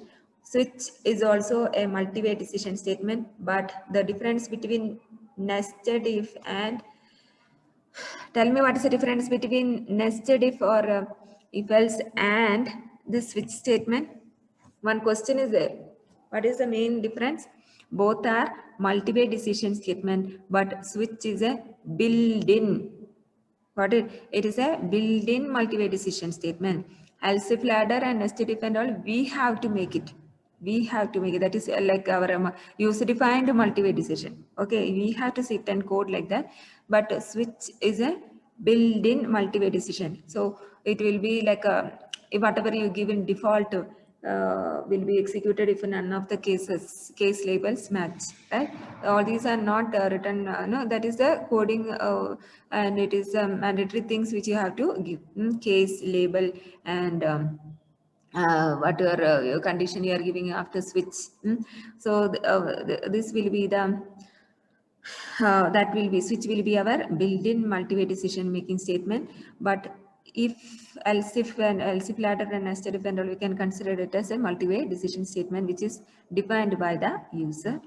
Conditional operator, it is a two-way decision making statement. You know, if for a conditional state operator there is a question mark and colon and it takes 3 operands. It is an example for ternary operator. Go to statement, it is the specialty of what is go to statement is that it is used for an unconditional jump, right? Unconditional jump. Here and all we are making jumps, but it's based on a condition. Here, without any condition, we are just telling go to. Just like teachers are telling, without explaining, you write this. No, we are telling like that. Unconditional jump. Without any condition, we are just 1 second.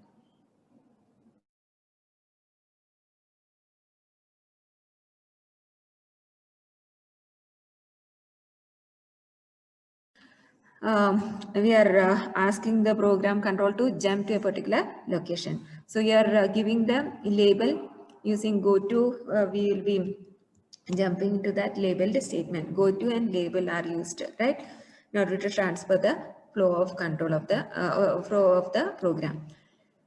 Different forms of if statements, depending upon the complexity. Now this you know that I need not explain. 3 looping statements. What are the 3 looping statements in C? While loop, do while and for statement. So while you know it is entry control, do while you know it is exit control, for statement you can tell it as a repetitive control structure. Understood? Control structure, something which is repeated again and again, repetitive control structure. And you know what is so these terms you should remember, that control structure, control construct. If I just change a word, you should not tell, I don't know. Control statements, control structure, all these, no.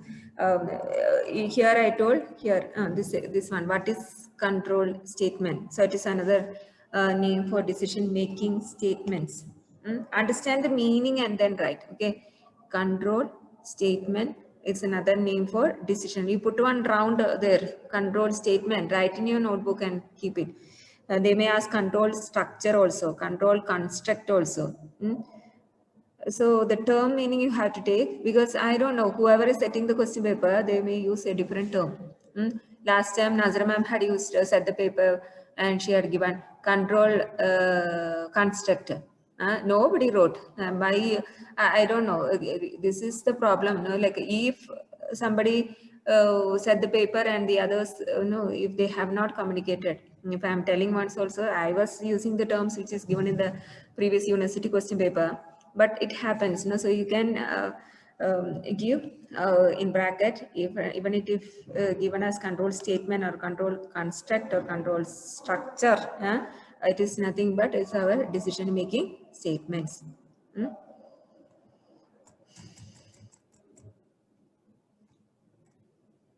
Where I reach. Okay, this for loop and all you can study. For loop, I'll do just now I explained about while. For statement is known as a repetitive control structure. You know, for the for loop, we are passing 3 expressions. First will be what? Set up the initial condition, that is initialization. Second will be the testing, right? Test whether whether execution through the loop should be taken. And the third will be increment or decrement after each execution, right? First will be Initialization, you know, here x equal to 0 is the initialization. It will not be executed again and again. Only for initializing. Some were taking presentation like that, no? Again, x equal to 0. It's not like that. Only it is initialization means first it will just initialize the value. That's it. Got it? And then it will be test whether the execution through the loop should be taken based on this is a condition. This will be the condition, and then the third will be the how many times it will be getting repeatedly executed, the block of statement which is given over here. So this can be either increment or decrement operator, the third expression. Got it? Here I have given increment and I have initialized as x as 0. If I have initialized x as 10, and then if you want to print all the values from 10 in descending order, you can give x minus minus, right? You can have it in the both increment and decrement operator as the last expression. First expression is only for initialization, that is not repeatedly executed. Only this condition, increment and condition checking will be done. And the second and the third will be repeatedly executed. So that first is initialization, second is testing, and the third is incrementing or decrementing. What's the difference between break and continue? I had taken, but you will not listen when I am asking the question as difference or compare, differentiate between break and continue. Then only you will think such a question can be asked, right?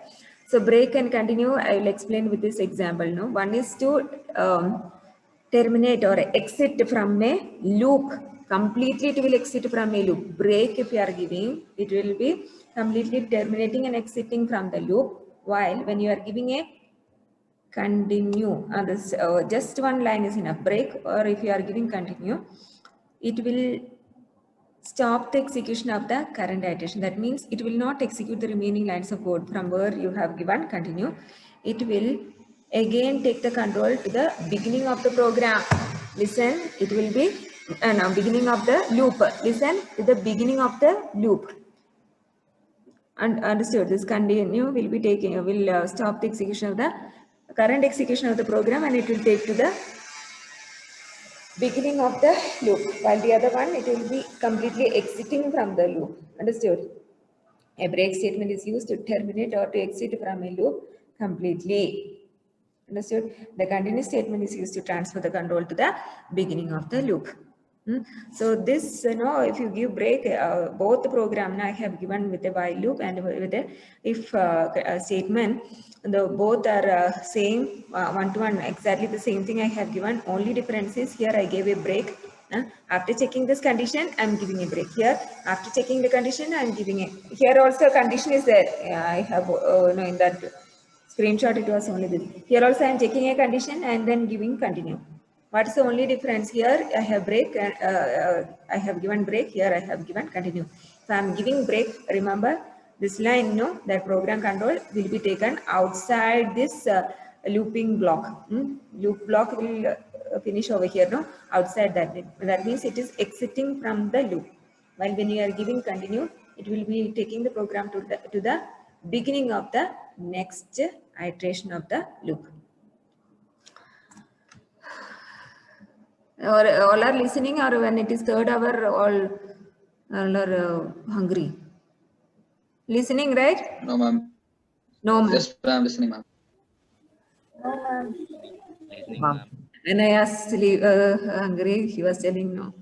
Okay, so write an algorithm to find the sum of series up to n numbers. This and all many times I have taken. So, the pattern of the question paper is like one snippet of code, one small debugging type or small code which I had shown in the beginning. What will be the output? Analyze and justify. That type of code will be given in A section for 2 marks. Understood? Don't think that programs will not be there. And in B section, there will be lab programs. Understood? So, 2 big programs we have, not big program, quadratic equation, that first, and the second is like menu driven program. I will be asking either for 5 mark or 10 mark, any of the lab questions, lab programs. And it's not my pattern. You can check any of the university question paper. One among the, 5 marks means it should be big one, no? So among that big questions, I'll be asking for the B section. Got it? So that menu driven or quadratic, only those two are big, I think, no? All others are small. So these two, again, menu driven is also comprising of two small programs which we have written using switch case. If you know the syntax of switch case, if you study these two small programs, you can make it as a big program. Understood? So write and see, no, you can exactly code and see, type the code and see once, then you need not by heart it as a poem. Once if you execute in Turbo C, you will understand. No, don't study as a poem. I have seen some of them are writing and studying and by hearting it. If you you know the syntax of switch case, first you learn the switch case, and then the other two small programs which I had explained repeatedly. For you it is reversing of the digits, and one is sum of the digits, right? Like that. The two small programs. And exactly the same thing I have shown what in small difference between those two also I have shown that if you learn and understand and then write once, you will be easy for you to learn the program. Otherwise, it will be difficult. So this is for using while loop. I'm finding the sum of n terms. I'm asking the user to enter a number. Suppose if I enter 10, it will be adding 1 plus 2 plus 3 up to 10. If I'm entering 5, it will be adding up to 5. So it will be accumulated in a variable called sum. Each time I'll be incrementing the value of 5. That is, first it will be sum equal to 0, right? Then it is 0 plus 1. Then it will be 1, right? Sum is 1. Then 1 plus 2. Then it will be 3, right? Then it is like 3 plus 3, right? Then it will be 6 plus 4, like that.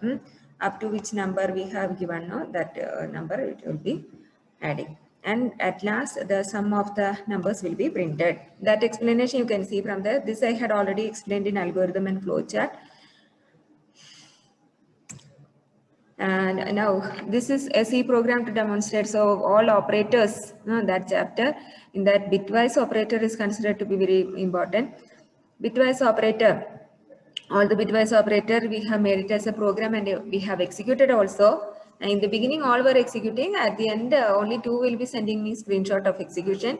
So now it is double work for you. You know, if you are putting single ampersand, it is bitwise and, right?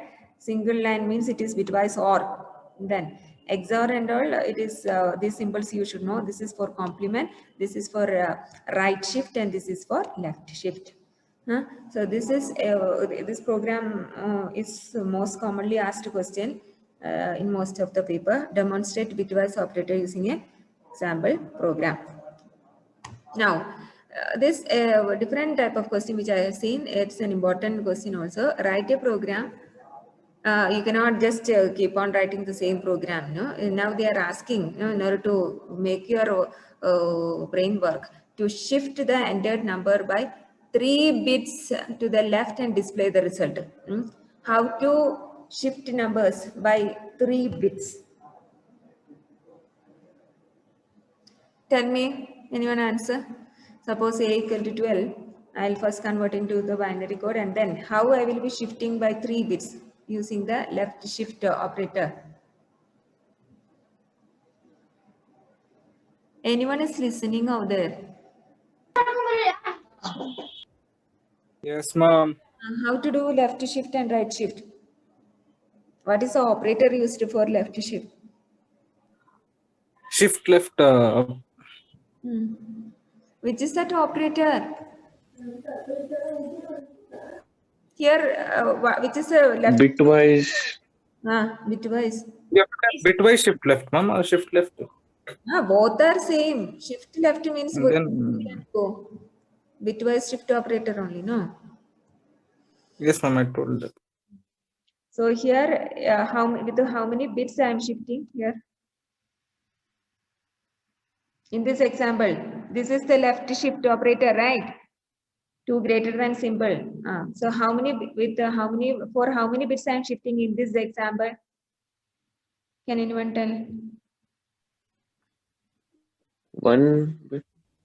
With what difficulty is telling? Are you sure? Yes, ma'am. Then for 2 bits, Yes,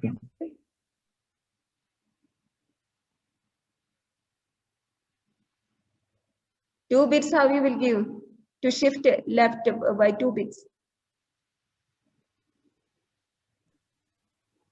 Ma'am, shift left operator and Hmm. 2. So to 3 bits means here you have to give 3. 3. Right shift, you have to use if you want to shift to bits by 3 bits, a right shift operator, then followed by 3. Got it? This is a question asked. Just to write this, one question, it carries 2 marks. So if you understand, then now we are asking, bitwise left shift and left shift is same. Otherwise, how you will shift? In benches, you will be shifting from one bench to another bench. That shifting I asked. Bitwise shift only I am asking, right? Bitwise left shift. For 3 bits means I have to indicate 3, and this is the operator. This is for the right. 2 greater than symbol is used for the right shift. Write a program to shift entered number by 3 bits left and display the result. Don't think that they will be giving it as this is the question from university question paper. They didn't mention any bitwise. They didn't give bitwise left shift and all.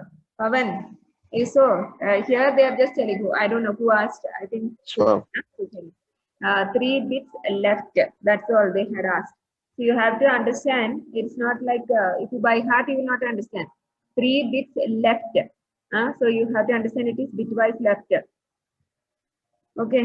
Now what is type def and explain with an example. I told this is an example of what type of operator is this. What type of data type is this? User defined, right? There are 2 types of 2 user defined I have taught you. One is type def, the other is enum. Enum identity. Type def is the keyword used to define a user defined data type.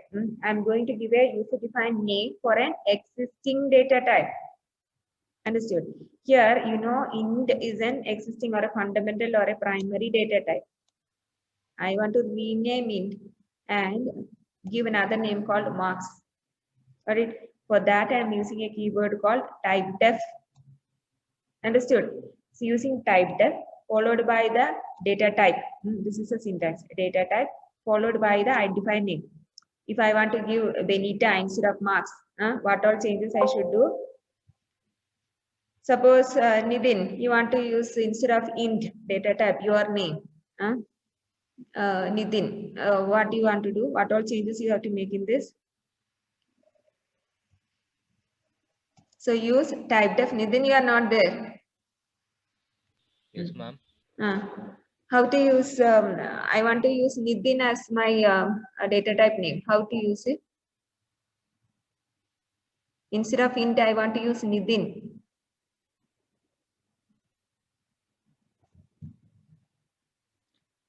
That's what I'm telling.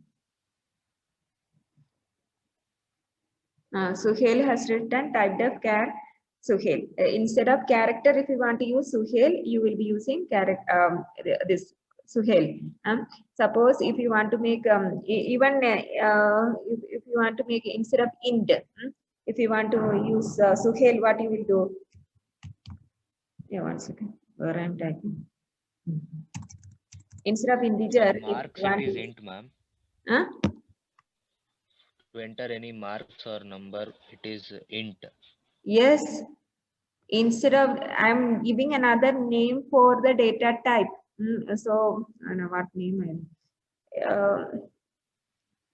I'm just, any name you can give. That only I was trying to tell. Instead of integer, if I want to give test as the name, so what all changes I have to make?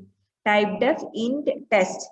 Then in order to declare two variables, in order to declare two variables of integer type, I can use, instead of writing, how you will declare two variables of integer type?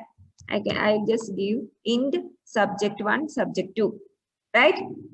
How you will declare two variables of integer type? Int subject1 sub1, sub2. I want to declare sub1 and sub2 of data type int. Got it? So I'll be using int followed by, this is the way how you declare a variable, right? Int, you will declare variables int a, b. For that, no, I will just use int subject1, subject2. Now I'm fed up of using int and want to make my program more easier to understand. So instead of this int, I'm giving another name, the data type which is existing. Int is a data type which is existing, right? I want to use another name for this int data type. Got it? So I'm using typedef. I'm renaming int data type as test.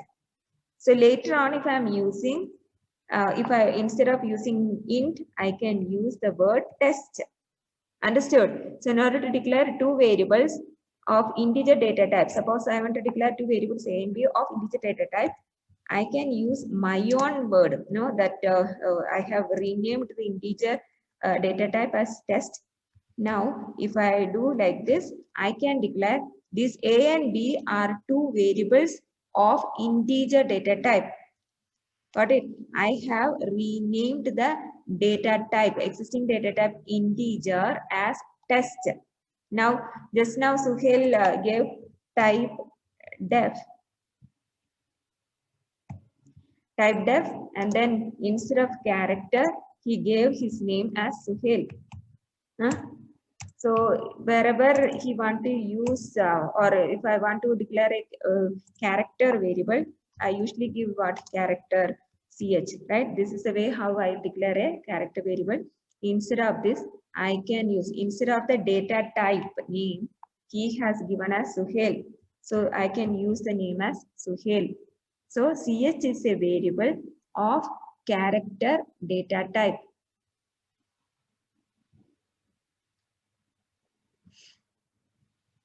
Meenakshi is giving attendance. You understood or what? I thought somewhere like, are you getting? Yes, ma'am. Suhail and Nidin, you were telling it is used for, you can use any name instead of test, and instead of integer, this existing data type I'm renaming. Understood? You can give any name instead of character data type. I can, suppose I want to give another name for the character data type. I will use only C instead of character. I'm using C. So later, if I want to declare A and B as character data type, I can just give C, A, B. Understood? So this is for renaming existing data type. Renaming existing data type. I hope you understood the concept. So if I am using renaming integer as T, I can use T sub1, sub2. That means sub1 and sub2 are two variables of integer data type. I have declared it as integer data type. So for renaming an existing data type, we are using the typedef keyword. What are format specifiers? Explain the different format specifiers for printf and scanf. What are format? Now here again, if you see format specifier, you will write what is control string. If I tell, you will not write. So what is control string? Sometimes he may ask us control string. The string which control, string which control the format is known as the control string. So just now ma'am told control statement. Control statement is different from control string. This string will be controlling the way the printout, the output is and the input is taken.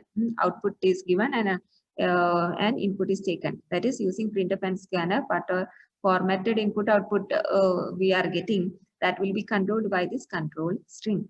Usually it will be asked as format specifier, but in case they are asking, you should be knowing question paper, no, sometimes if they are changed.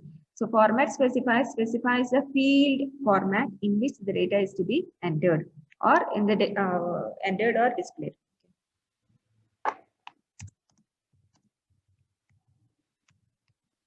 We are not small kids, no, so to understand the meaning, control string, I'm told control structure.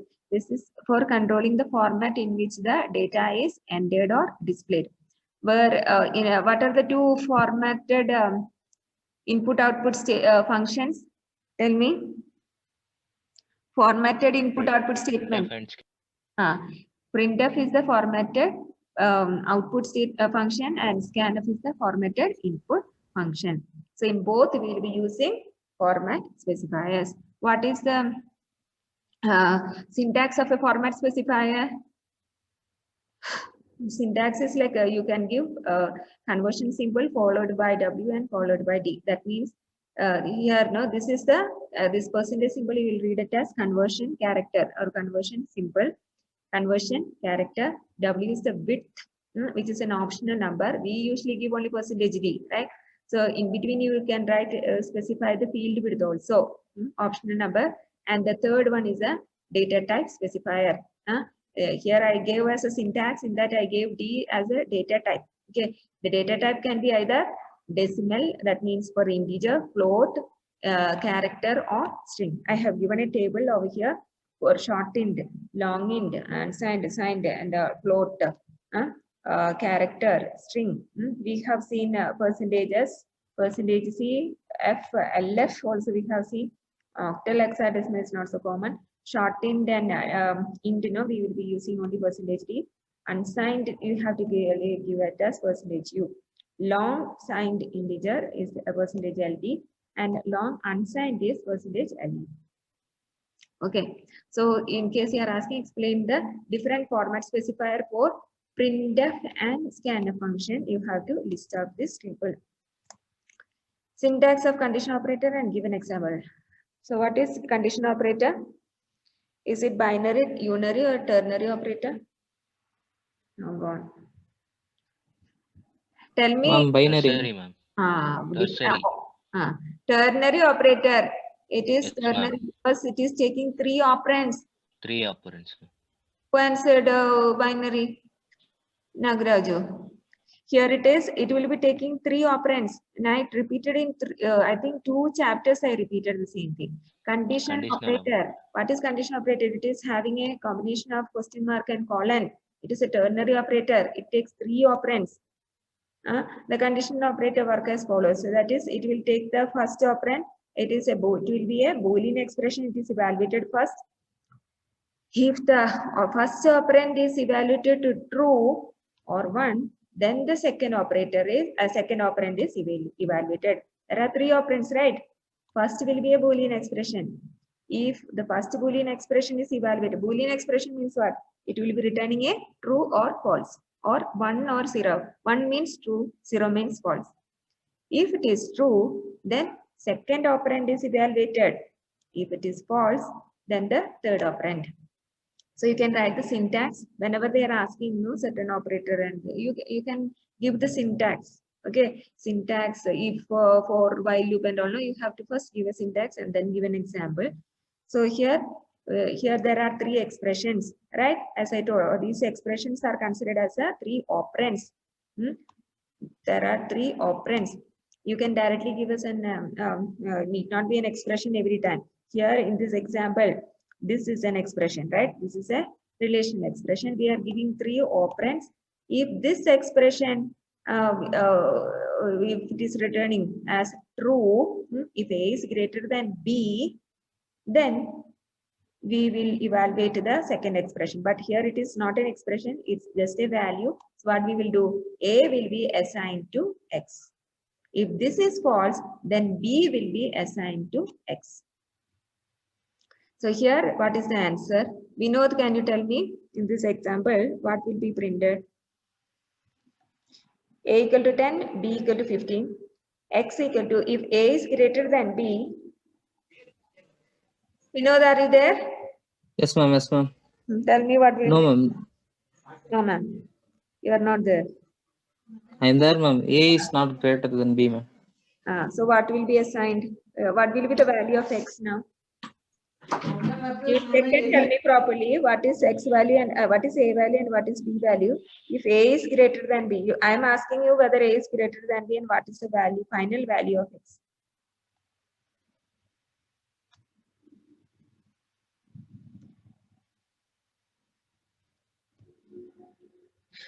Check now. We know what is a value. Substitute and see. 10. Is it greater? 10 greater than 15. Is it greater? 10 greater than 15? Is 10 greater than 15? No, ma'am. No. So it is false, right? Yes, ma'am. So which, if it is false, then? 0. 0 is to 1. No, if it is false, then I told no, false is 0. False is 0. Okay. If it is false, then the third operand, which is the third operand here? Which is first B, operand? ma'am. Third operand is B.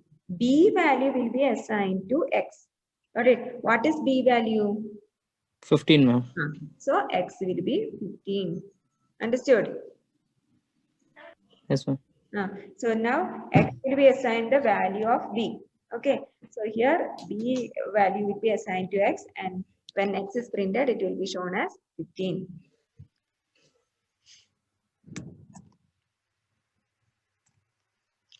Explain binary operators in C. So, you know what are binary operators? Binary operators will be taking two operands, right? Operators which will be taking two operands are known as binary operator. So, precedence of binary operators are lower than that of the unary operators. I have given you the table, and all the binary operators are placed below the unary operator. Here, unary operators, and after this comes the ternary operator. So, binary operator is in middle, okay? Unary, binary, ternary. So, two operators, whichever two operands, whichever operators are using, it is known as binary operator. You can list out some examples from, and all the binary operators have left to right associativity, right? So, this also you can write as a point. The precedence of binary operators are lower than that of unary. Now, what is unary operator? Unary operators are those which takes only one operand, right? Then the precedence of unary operators are higher than that of both the binary and ternary operators. Got it? And they have right to left. I have written here also right to left associativity. And what are list out all the unary operators? See what are unary operators are there? Increment. Tell me, can you Unary plus and unary minus. Read out all the unary operators? Let me see whether you know the names. Increment, decrement Unary plus, operator, ma'am. unary plus, unary minus. This is not for addition and Unary subtraction. minus. This is only for giving the sign, right? Unary plus, unary minus, and this is Not equal to. not logical not, right? And then complement. This is for type conversion. This is pointer. This is address. Not equal to is written how, like this, no? That is equal not and equal, yes, ma'am. This is not equal to that is binary operator. Logical not. This is logical not. All should be there, then only I'll be giving marks if I'm asking this question and then. Explain the types of operators in C. So, you know, there are 8 categories of operators. So this is based on the, mostly this is only asked. So don't get confused about between unary, binary and ternary. And that classification is based on the number of operands used that they will specifically ask. Just like that, if they tell types of operators in C, you have to write all these 8 operators: arithmetic operators, relational, logical, assignment, increment, condition operator, bitwise operator, and special operator. And you have to give one line of explanation. Arithmetic operators perform all the basic arithmetic operation on the built-in data types in C, right? So the precedence of binary operator, arithmetic operators. You can tell about high priority operators, right? Multiplication, division, and modulus are having high priority than addition and subtraction. Like this, one lines of explanation you have to give for all the operators, bitwise operator also. Okay.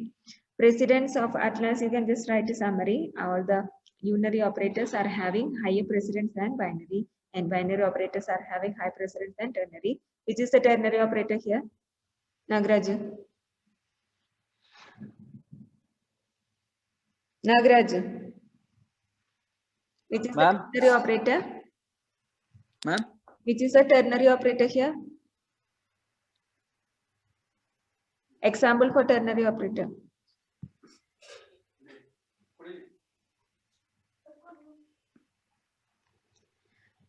Why I am taking revision class only, I don't know. Ternary operator, just now you made a mistake. Somebody told wrong and then I told. Corrected, I took one slide full.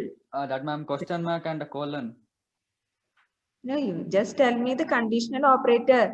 That name is conditional operator, right? Conditional operator is a ternary operator.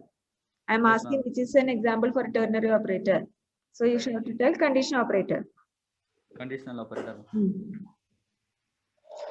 Now this is one question which I saw in university. List various type of operators available in C with their use. Give the precedence of operators according to their hierarchy. Maybe 10 marks question. So I just gave only the second part. The other one you can write the same thing what you have written over here. List out the various operators available in C.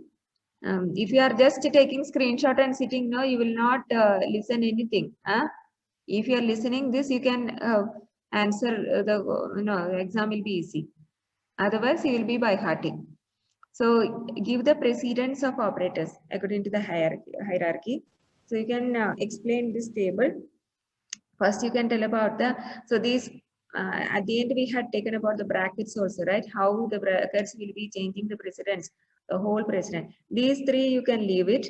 This and all now when structure and those things are taken only I can cover, that you can leave.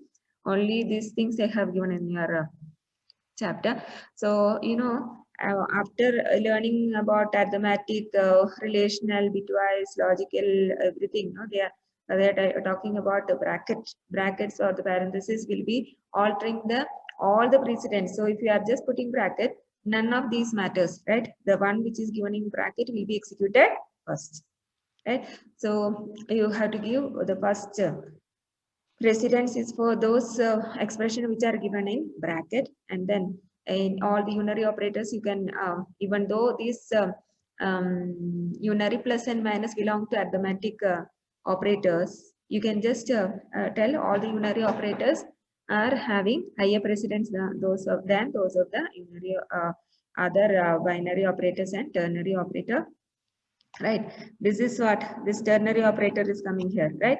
Up to here only we have binary. This is unary operator.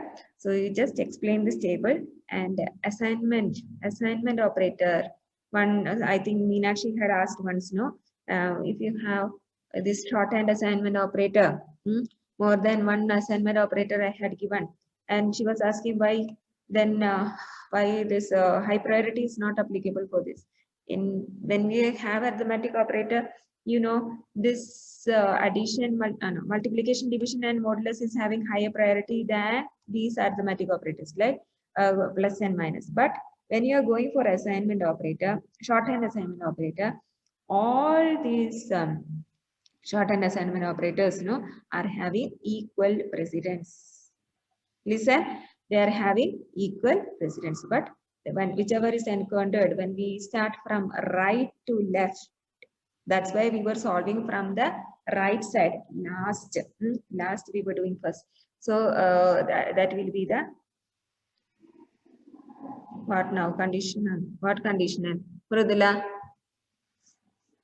Whenever you join, whatever the previous chat is there, you'll just message, huh? No, ma'am. For ternary operator, I answered, ma'am. Now. No, ma'am. Okay. Now, when I saw that, no, I thought just now. So assignment operator, it is not shorthand assignment operator. Okay, shorthand assignment operator, it is having equal precedence. Whatever be the operator, whether it belongs to high priority or low priority, it is taken as all have equal precedence, whichever is encountered first when we start from right. That's why we are telling right to left associativity. Okay, so for that matter, no, it will be depending upon that. If all are having same precedence, we have to see which is encountered first when we start from right to left. Then the comma. Discuss precedence and associativity of operator. This exactly which I have taken there now. Computer evaluate an expression considering the both precedence and associativity of an operator. So the sequence in which operators in an expressions are processed, the sequence is known as the precedence. If two operators have same equal precedence, then we go for associativity, right? That is from left. Sometimes some operators will be, no, not sometimes. Some operators have left to right, the others have right to left. As I had shown over here, all the binary operators have left to right, and this ternary operator and a shorthand assignment and this one here unary operator, no, it is having from right to left.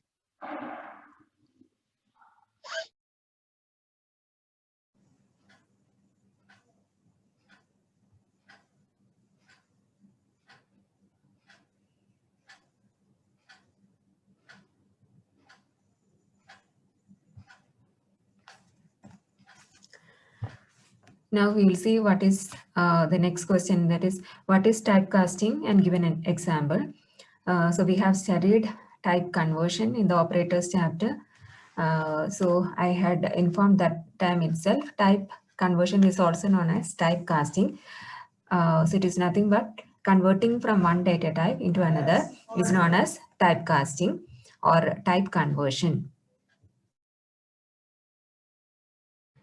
So an intermediate value during the evaluation of an expression has to be converted into a proper type. So we know that you can write an expression involving two or more operands of more than one data type. So for here, I have given an example.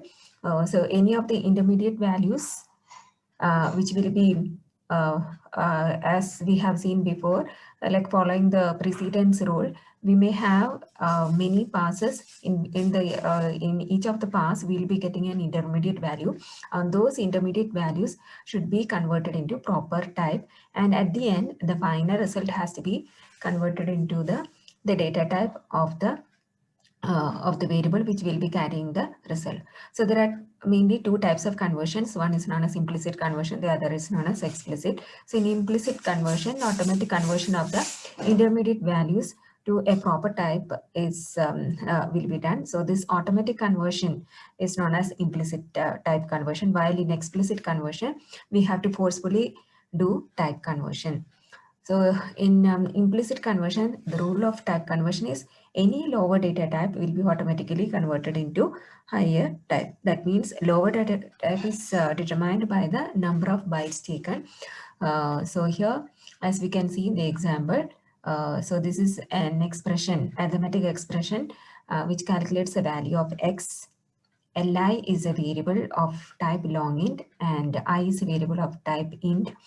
So as we know that following the precedence rule, Li will be divided by I, and as Li is a long integer and I is a integer, I will be converted into long int. So intermediate value of this expression which involves only the first part will be of long int. Similarly, the other parts will be carried out. And explicit conversion, we can see that it is a forceful conversion, type conversion, and the explicit conversion is only a local conversion. So it is not permanently converted into a particular data type, whatever be the variable which we have declared, and suppose the value which is being assigned, if it is not of the particular data type, then we can forcefully or explicitly convert before assigning the value to the variable. So we can see the next question. What is importance of mean in C language? We know that we cannot write a C program without a mean. So this is a exactly, and another thing is we should be having only exactly one main function. So the main is part of every C program, and it permits different forms of main statements. As we know that depending upon whether we are having some arguments passed to the main, and when we are having a return value, depending upon that, main can have different forms. So empty parenthesis and void as the return type indicate no return argument and argument and no return value. And as we know that as any other function, main need not be declared. It is, as it is a pre-declared function, but it has to be defined. The content of what has to be done when main has to be main is called has to be defined by the user. Other functions can be called from main. So we know that a user-defined function, when we write a user-defined function, it is called from main function, so that all programs starts and end in a main. So next question, what is the use of size of operator? Size of is a compile time operator, right? So we have categorized size of as a special operator in the operators chapter, and we know that it is a compile time operator, so that it depends upon the compiler also, and it is used for returning the number of bytes an operand occupies, or it can be a the operand can be a variable or a constant or a data type. So it returns a number of bytes which will be allocated in memory when a variable is declared of a particular data type.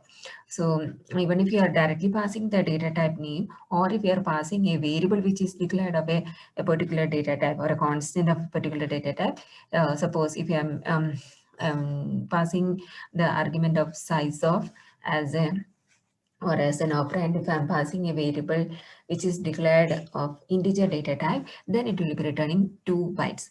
It will be number of bytes required. It's not number of bits. It will be returning the number of bytes taken up by the variable. And as you can see, it takes only one argument or one operand at a time. So it is also known as a unary operator, and it has higher precedence than the binary and ternary operators. And it always follows the right to left associative. So here I have given 2 examples, size of sum and size of long int. Sum is a variable, or it can be a constant also, and whatever if it is declared as a constant using a const const keyword followed by a data type integer, then it will be returning 2 bytes. And suppose if you are declared as a variable of integer data type also, it will be data type int, or it will be returning 2 bytes. Got it. So if you are passing int also, size of int also, it will be returning 2 bytes. What are escape sequences? So under constants, we study different categories of constants, and this is backslash constant also we studied in that. So an escape sequence in C language is a sequence of characters which allows a visual representation of certain actions or certain non-graphic or non-printing as well as graphic characters inside a string literal.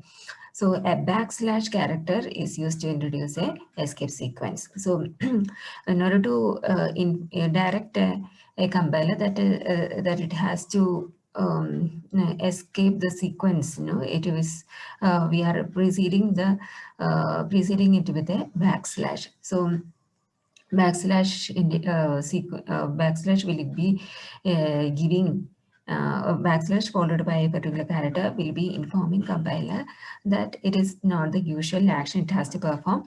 So the sequence of characters which is followed by the backslash together with the backslash is known as an escape sequence. So escape sequences are typically used for introducing either graphic or non-graphic, or it can be an action. So as you know, if you give a backslash followed by n, the combination is known as an escape sequence, right? So if you are giving a backslash followed by n, it will be informing the compiler to bring the cursor to perform an action that to bring the cursor down, right, to a new line. Similarly, horizontal backslash t will be indicating to the compiler to give a bigger space, that is a tab space, and other If you want to give some graphic character, so these are some actions, and if you want to have some non-graphic characters like an alert sound, or if you want to give a non-printing character, that is an alert sound. And sometimes if you want to give some graphic characters inside the string literal or printf, you can, if you want to introduce a double quote. So if you give some double quote, it will not be taken up. It will be taken as the end of the printf's string literal which we have passed. So within the string literal, if you want to give a double quote, you can introduce a escape sequence. That is a backslash followed by double quotes. What are the rules for naming a variable, and give one example for each of the rules? So we have already seen the rules. It should be starting either with an alphabet or an underscore. It can be a combination. The variable name or an identifier can be a combination of letters, digits, and underscore, but it should start with an alphabet. So for each of that, you can give an example, which I have given down. So it must not, and these are the valid down I have given 2 rows, and first row it shows the valid names for identifiers and variables, and the other one for the are those which are invalid. So it should not contain any white space, and it should not contain any special characters, and it is case sensitive. It should not start with a number. Then what else? It should not have, the most important is any keywords should not be used as an identifier name. What are the areas of application for the for statement? So for statement, as we have seen, it is an entry control loop, as well as it is it is used for repetitive control structure, and the for statement is iterative. It is used repetitive means it will be doing an iterative looping of certain statements. So each time we'll be doing an incremental operation as well as checking whether condition and then executing the loop statements, right? The for loop is used to repeat a specific block of a code a known number of times. So if you are knowing how many times to be executed before only, then you can go for loop. But when we are going for so here exactly we can mention the control variable which we are using can be the loop control variable which we are using can be limited by the condition in the second which is given as a second expression in the for loop. So here a for loop is when we compare with the while loop, we know before itself the number of times it has to be repeated. It is better we can go for loop. So the for statement is an iterative incremental loop statement used to repeat a sequence of statement for a specific number of times or occurrence, right? So if you know exactly how many times it has to be repeated, then you can go for loop.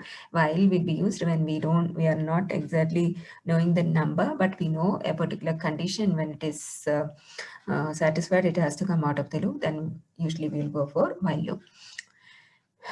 For loop execute the block of code over and over again. So advantage of for loop is if you know exactly how many times the loop has to be executed before the loop start, then we can go for loop.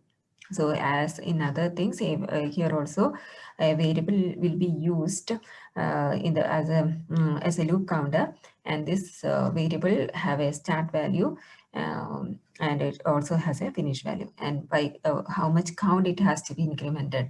By 1 means I plus plus. If suppose I is the variable I plus plus, if it has to be incremented by 2, you can increment likewise, or if it has to be decremented also, you can give likewise. Write the difference between signed and unsigned data type. So as we know that any of the data types like integer or character which is belonging to the primary data types can be declared both as signed and unsigned integer.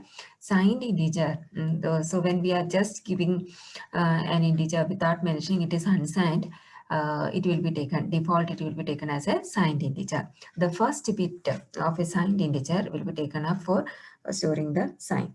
So other bits will be used for the storing the magnitude of the number. So unsigned integers are always positive, right? Unsigned integer means we are not saving any negative number. So default, as we know, the number is taken as positive.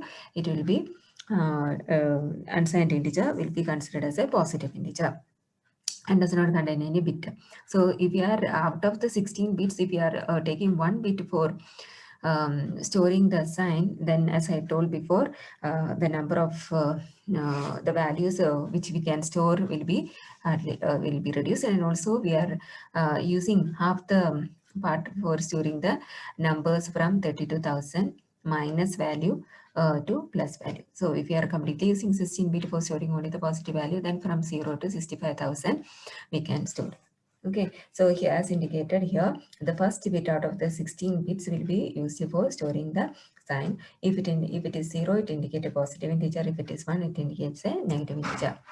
So differentiate between prefix and postfix increment and illustrate with an example. This we have already seen in the when we were doing the operators chapter.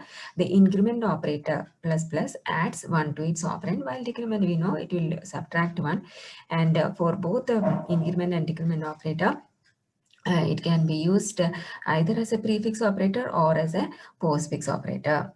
Right, so prefix means we are fixing that increment operator before the operand, while in postfix it is after the operand. In both the cases, the effect will be we are incrementing the value of n. But the expression when we are giving it as a pre-increment, it will be first incrementing the value of n before its value is being used.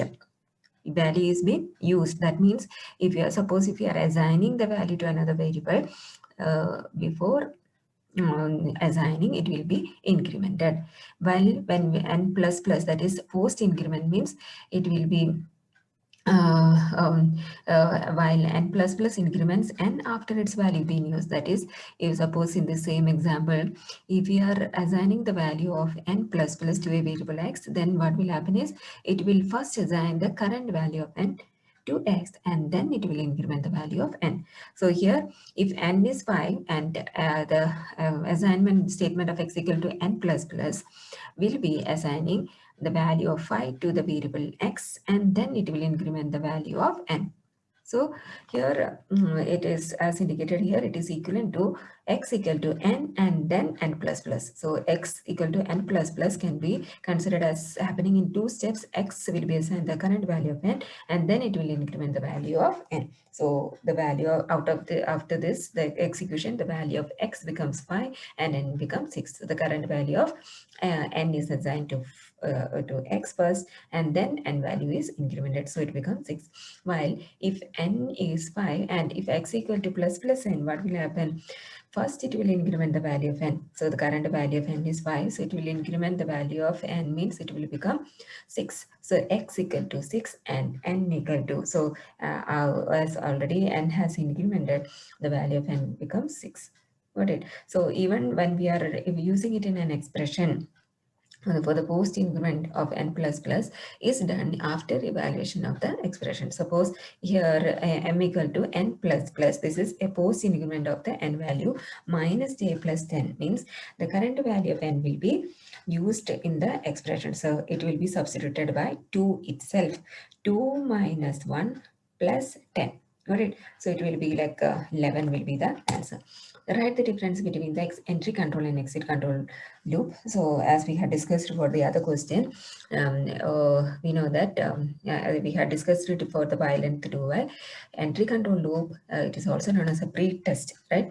In entry control loop, the condition, if it is not satisfied, the body of the loop is not executed. While in exit control loop, that is post-test, in exit control loop, what happens, the body of the loop is executed first unconditionally, that is without checking the condition, and after execution of the body of the loop, then the conditions are tested at the end.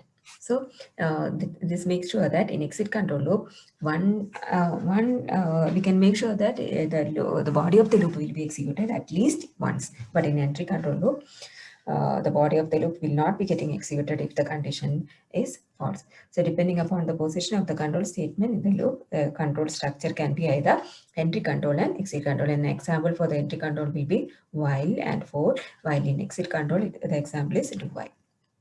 Compare printf and putters function. Printf as is a formatted output. We have studied one chapter, and also I had given another PPT for before starting of the programs. The difference between printf and putters. So printf is a formatted output function, while putters is an unformatted output function. So printf can be used for printing any value, any value of any variable declared of any data type. Understood. But putters can be used only for printing a string. That is a string. A string can be like we can have as a can be considered as a multiple characters, right? So in order to print a string, you can use putters. So only for a character and for a single and multiple character, you can use putters. So as we can use printer for all the different data types, now we need some printf requires a conversion symbol to identify the data type. So depending upon the value or the data type of the variable used, we have to use a conversion symbol also. But in putters, as we are using only either character or multiple characters to be displayed, we don't need any conversion symbol. So you can give some example also if you are, I just gave only the basic difference in 2 lines. Then explain the working of scanf and printf. So both scanf and printf are the formatted input-output functions which are available in C, and we know that printf is used for writing all type of value onto the screen in a format in the format specified, while scanf is used for reading all types of data from the standard input device, that is our keyboard, right?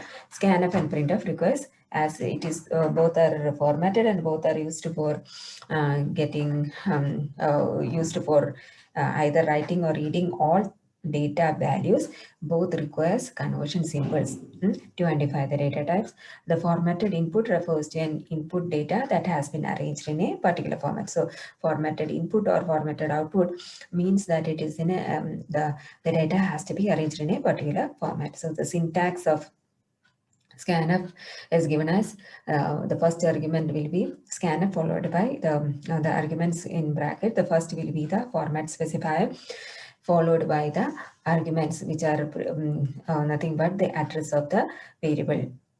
So the first argument will be also referred to as the control string. And the format specifier is also known as a control string, as we have seen in the other question. The control string is the syntax is given as the conversion character followed by a W, which indicates the field width and a data type specifier. So the data types can be either D for integer, F for the float, and C for character, and S for the string. There are many other data type specifiers as we had seen in the chapter. The second argument indicates the address of the location where the data has to be stored. So in the formatted output function, printf is used to make the output more understandable and easy to use, and it also has the features to control the field width, also the alignment and spacing of the printouts on the terminal. That makes that's why we are telling printf as will be giving is used for give a formatted output. So the printf syntax is also given as printf format specification or the format specifier followed by the arguments.